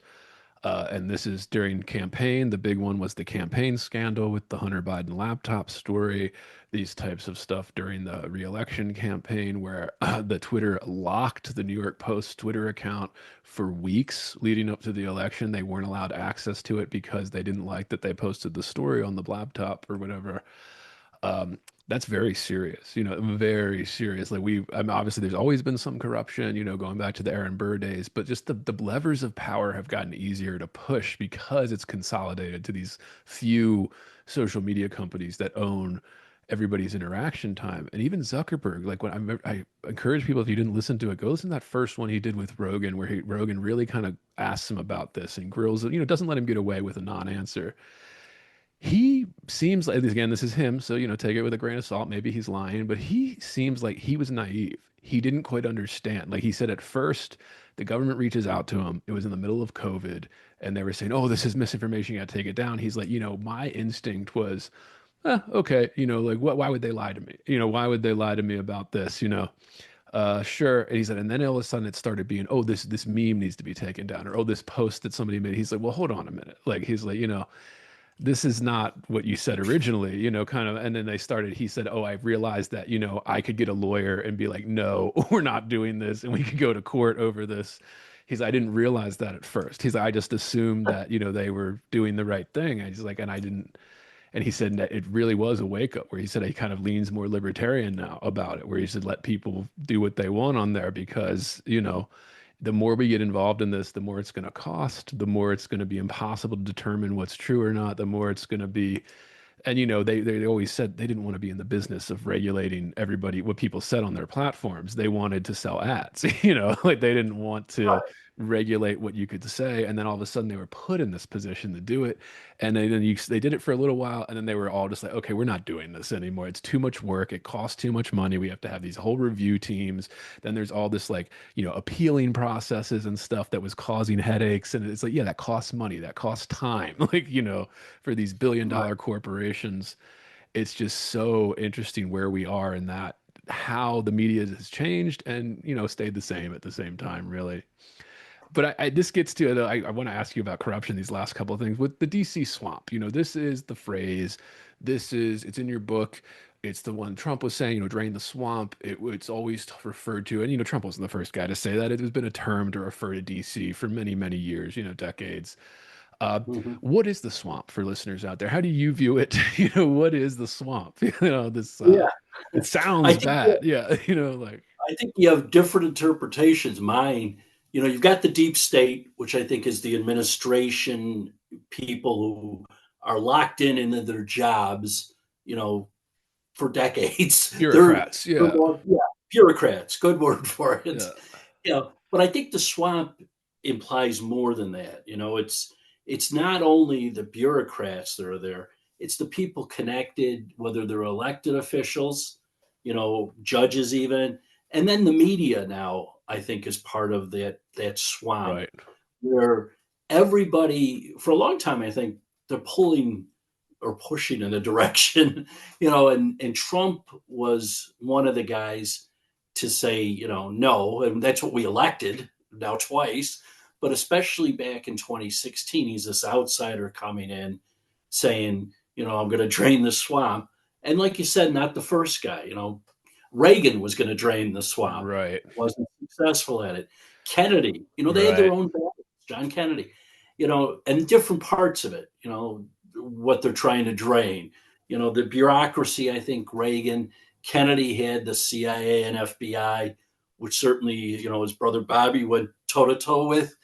But it even goes back to Lincoln. Some would argue it got Bobby killed. Yeah.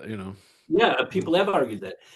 So I think it's bigger than just the bureaucracy. It's, the media has become part of it. It's everybody involved. Lobbyists, Yeah. I think, play a big part in it. For a while there, we don't hear much about lobbyists anymore. I think we've turned our attention to the media, Yeah. to judges now. It's become a big deal, Yeah. which is sad. As a lawyer, I'm saddened by it because now, not only do I have to fact check on reporters, but I'll see, some judge issued an injunction, like you see the name, like, okay, who appointed that one? Yeah. 90% of the time it's the other party, whatever side you're on. Yeah. So you're basically, we're not going by the law anymore, I think. Yeah. Some rare instances, but a lot of times, no. It's much like the reporting. They've kind of joined in with the party. So we got this big, blob of a swamp where, they're all fighting really against, I would agree with Trump. It's against the people. It's not so much him. If someone else was there, they'd be fighting them too. So, and you see this, I think the what, judges. No, please go on. Trump, I think one of the things he says is, I'm just in the way. They're really coming after you, Yeah. which is kind of brilliant. Yeah. He's with us. He doesn't get the credit sometimes for the political instincts. Yeah. Yeah. Great marketer. Yeah. Great marketer for that. And you need that. You need that in politics. Yeah.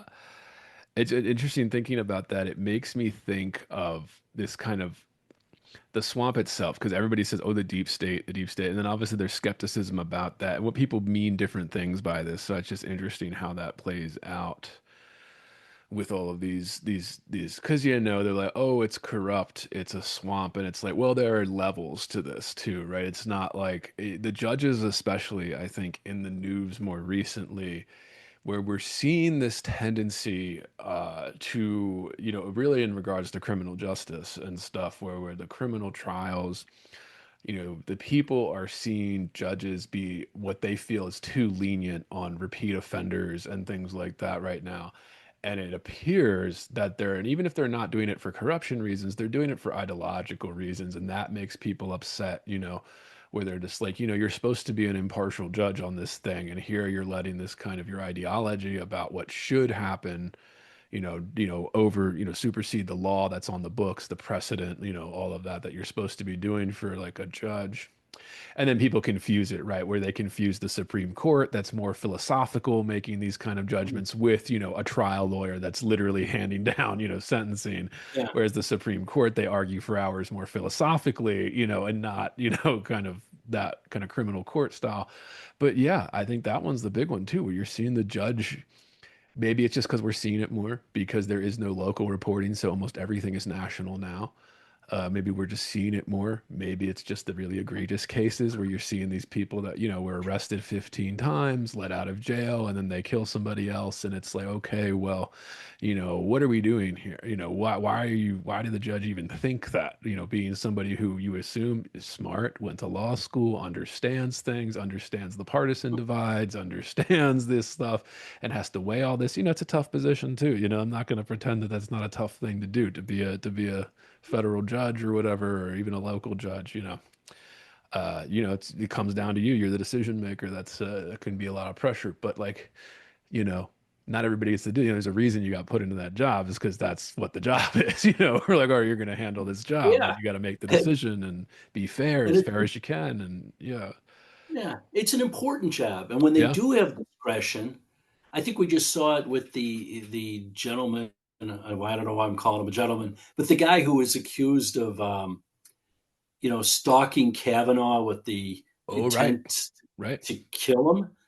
And, I think was stopped outside his house, Yeah. if I recall the facts.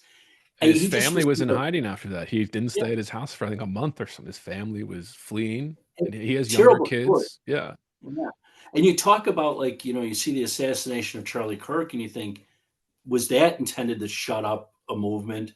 But Right. also going after judges, especially Supreme Court justices, who, there's been a lot of back and forth over politics over the years, many years. Here comes Mitch McConnell again. That. Yeah, Yeah. right. And yeah, and you see that and you're like, okay, and people blame the Supreme Court whether they know the law or not. They've decided they've decided this because they're with Trump, or they decided it because they're against Trump, or whatever. And then you get this judge 4 years for trying to kill a Supreme Court justice.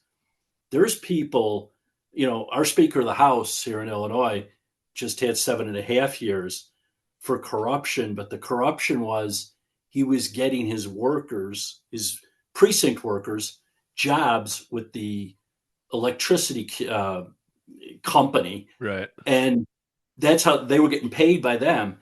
He wasn't taking money himself. No, I'm not saying his corruption's okay, but you look at that, you're like, wait a minute, he got 7.5 years. This other guy was trying to kill a Supreme Court justice. Different courthouses, but I got to think you get more years for that, for trying to kill someone. Not, I don't want to see corruption flourish, but Right. maybe if we reverse those sentences, I don't know. Yeah, that's, Sam Harris always makes this argument all the time, and I'm a fan of Sam Harris, and he would always say, our entire legal system is based on intentions. It is based on degree and intentions, first degree murder, second degree murder, third degree, these based around, did you mean to do it? Was it an accident? How did you plan it out? Like how did Mhm. this come to be? Did you intend to do it? Did you not intend to do it? Was it an accident? How malicious, how severe was it? Like all of these things are constantly weighed, and this is what makes our justice system, kind of the envy of the world. And this is that we do take into consideration all of the little things that matter in terms of sentencing, and of course, sometimes better than others, but yeah, it's just so crazy how that's playing out right now. So I mean, it's just interesting to look back through history with your book too to do this. And I know we're bumping up against time here, Dennis. So thank you for hanging with us all this time. Last Yeah. question I wanted to ask, and this is kind of a big one, and again, another tough one to answer. We like this types of questions on this podcast. Would you say that is the United States corrupt? Is it a corrupt institution, a corrupt state? Is it on its way to being a corrupt state? Yeah, that is a tough one. I think, Yeah, answer it however people, you feel. Yeah, however you feel. when people, I kind of look at it like no matter how bad it gets, whatever side you're on, it's still the best system, Right. right? Yeah. And you're going to have instances of corruption. I think it's all of our jobs to figure out how to weed it out of whole industries. Right. Like if everybody thinks, well, all politicians are crooks. I don't think that. I've met some guys that are not crooks. Not only were they not convicted, but I really believe they were honest, trying to serve at different levels. And I think so. When you just put a label on it, we we have issues for sure. And I think unfortunately, maybe some of this has been there in the Trump presidencies. Now we can call it plural. Right. Are bringing some of it up, to the forefront where we're more aware of it. We're more aware of the issues with the media. I'd like to see that fixed. Yeah. Judges, I don't understand at the federal level. They're lifetime appointments. You should at least be willing to put politics aside Right. when you get to that level, and you're not looking to say, well, I'll issue. One of the things that always drove me crazy is they all started issuing these, you know, injunctions that were for every district. Wait a minute, you're in the district in San Francisco. It's good for your Right. case, that district maybe, but it doesn't apply to me. And somehow that became, commonplace. And Right. it's like, well, that's a problem. So all these problems, I think we get through it as a Right. country. I think that overall we don't have a choice because this is the best system. It's the greatest country I think we've ever seen on earth.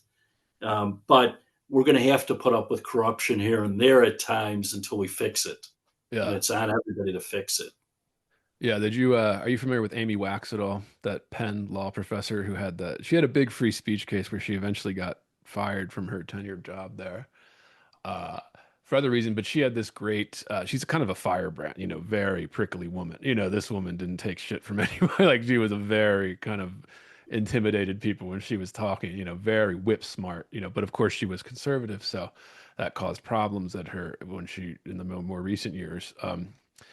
But she made this statement where she would say that the argument that got her really in trouble around 2016 was she wrote a book about bourgeois values essentially and how those led to the West prospering in this sense and what is valued by these cultures. And one of the examples she made was, yes, there's corruption in the United States and in the Western world. She's like, but if you look at it compared to all the rest of the world, she's like, it is relatively low corruption.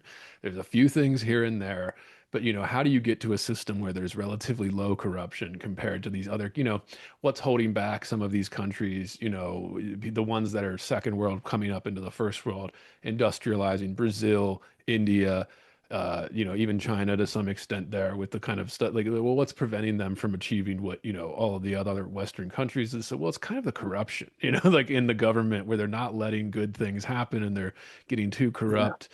So yeah. I mean, people I think exaggerate that, oh, it's corrupt, but like I think your answer is right. Where there's pockets, right? There's pockets of things that are pretty bad, but we usually kind of sniff those out, and there's a huge scandal when they break. So the system isn't totally broken either. Like the journalistic system, even though we just criticized it for a few hours here, there is still a part of it that still works. It does sniff things out, that are maybe it takes a decade or something, but it does come out and people are scandalized and there's usually something that happens. So, not all hope is lost either with Right. this. Yeah. It's just, yeah. So I think that's appropriate with this. Yeah.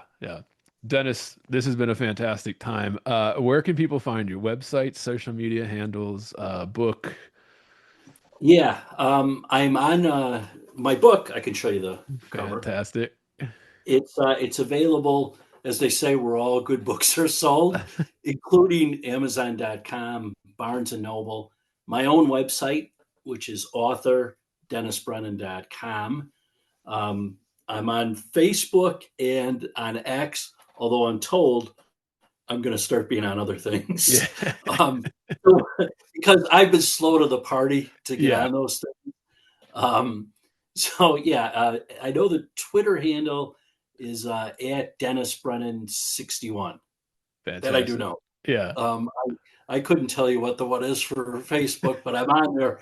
I think if you put in my name, you find it eventually. There is a more famous Dennis Brennan who's a singer.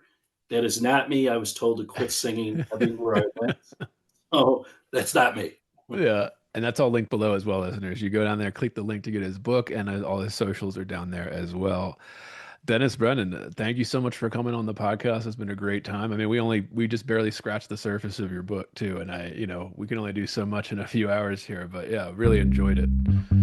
Yeah. Well, thank you. I enjoy being on and love the conversation. Yeah. Please come back, for that next book. Please come back anytime. I will. Now you're stuck with me. Of course. Yeah.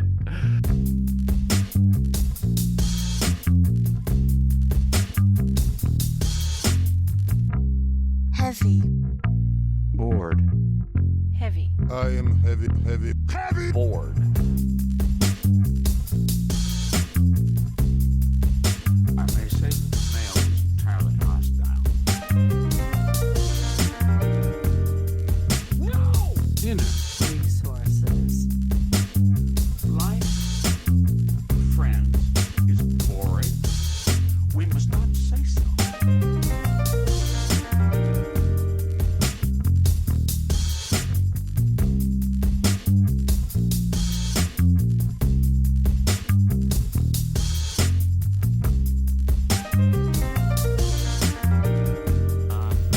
Are you radioactive now?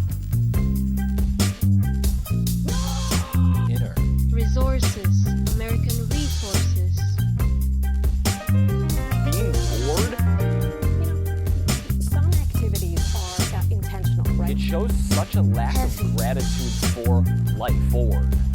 I aspire to boredom, I should say. Bored.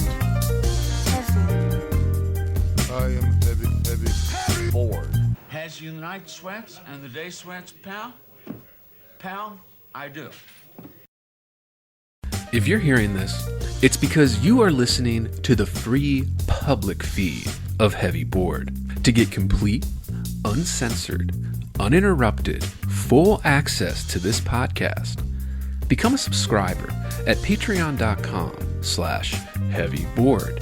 That's right, Heavy Bored is made possible by subscribers like you. For less than 1 cup of coffee per month, you will receive private access to uncensored, full-length episodes, Jerk Shop, heavy bonus content, subscribers-only AMA episodes, bonus extended interviews, and more. Come join the conversation today at patreon.com/heavybored.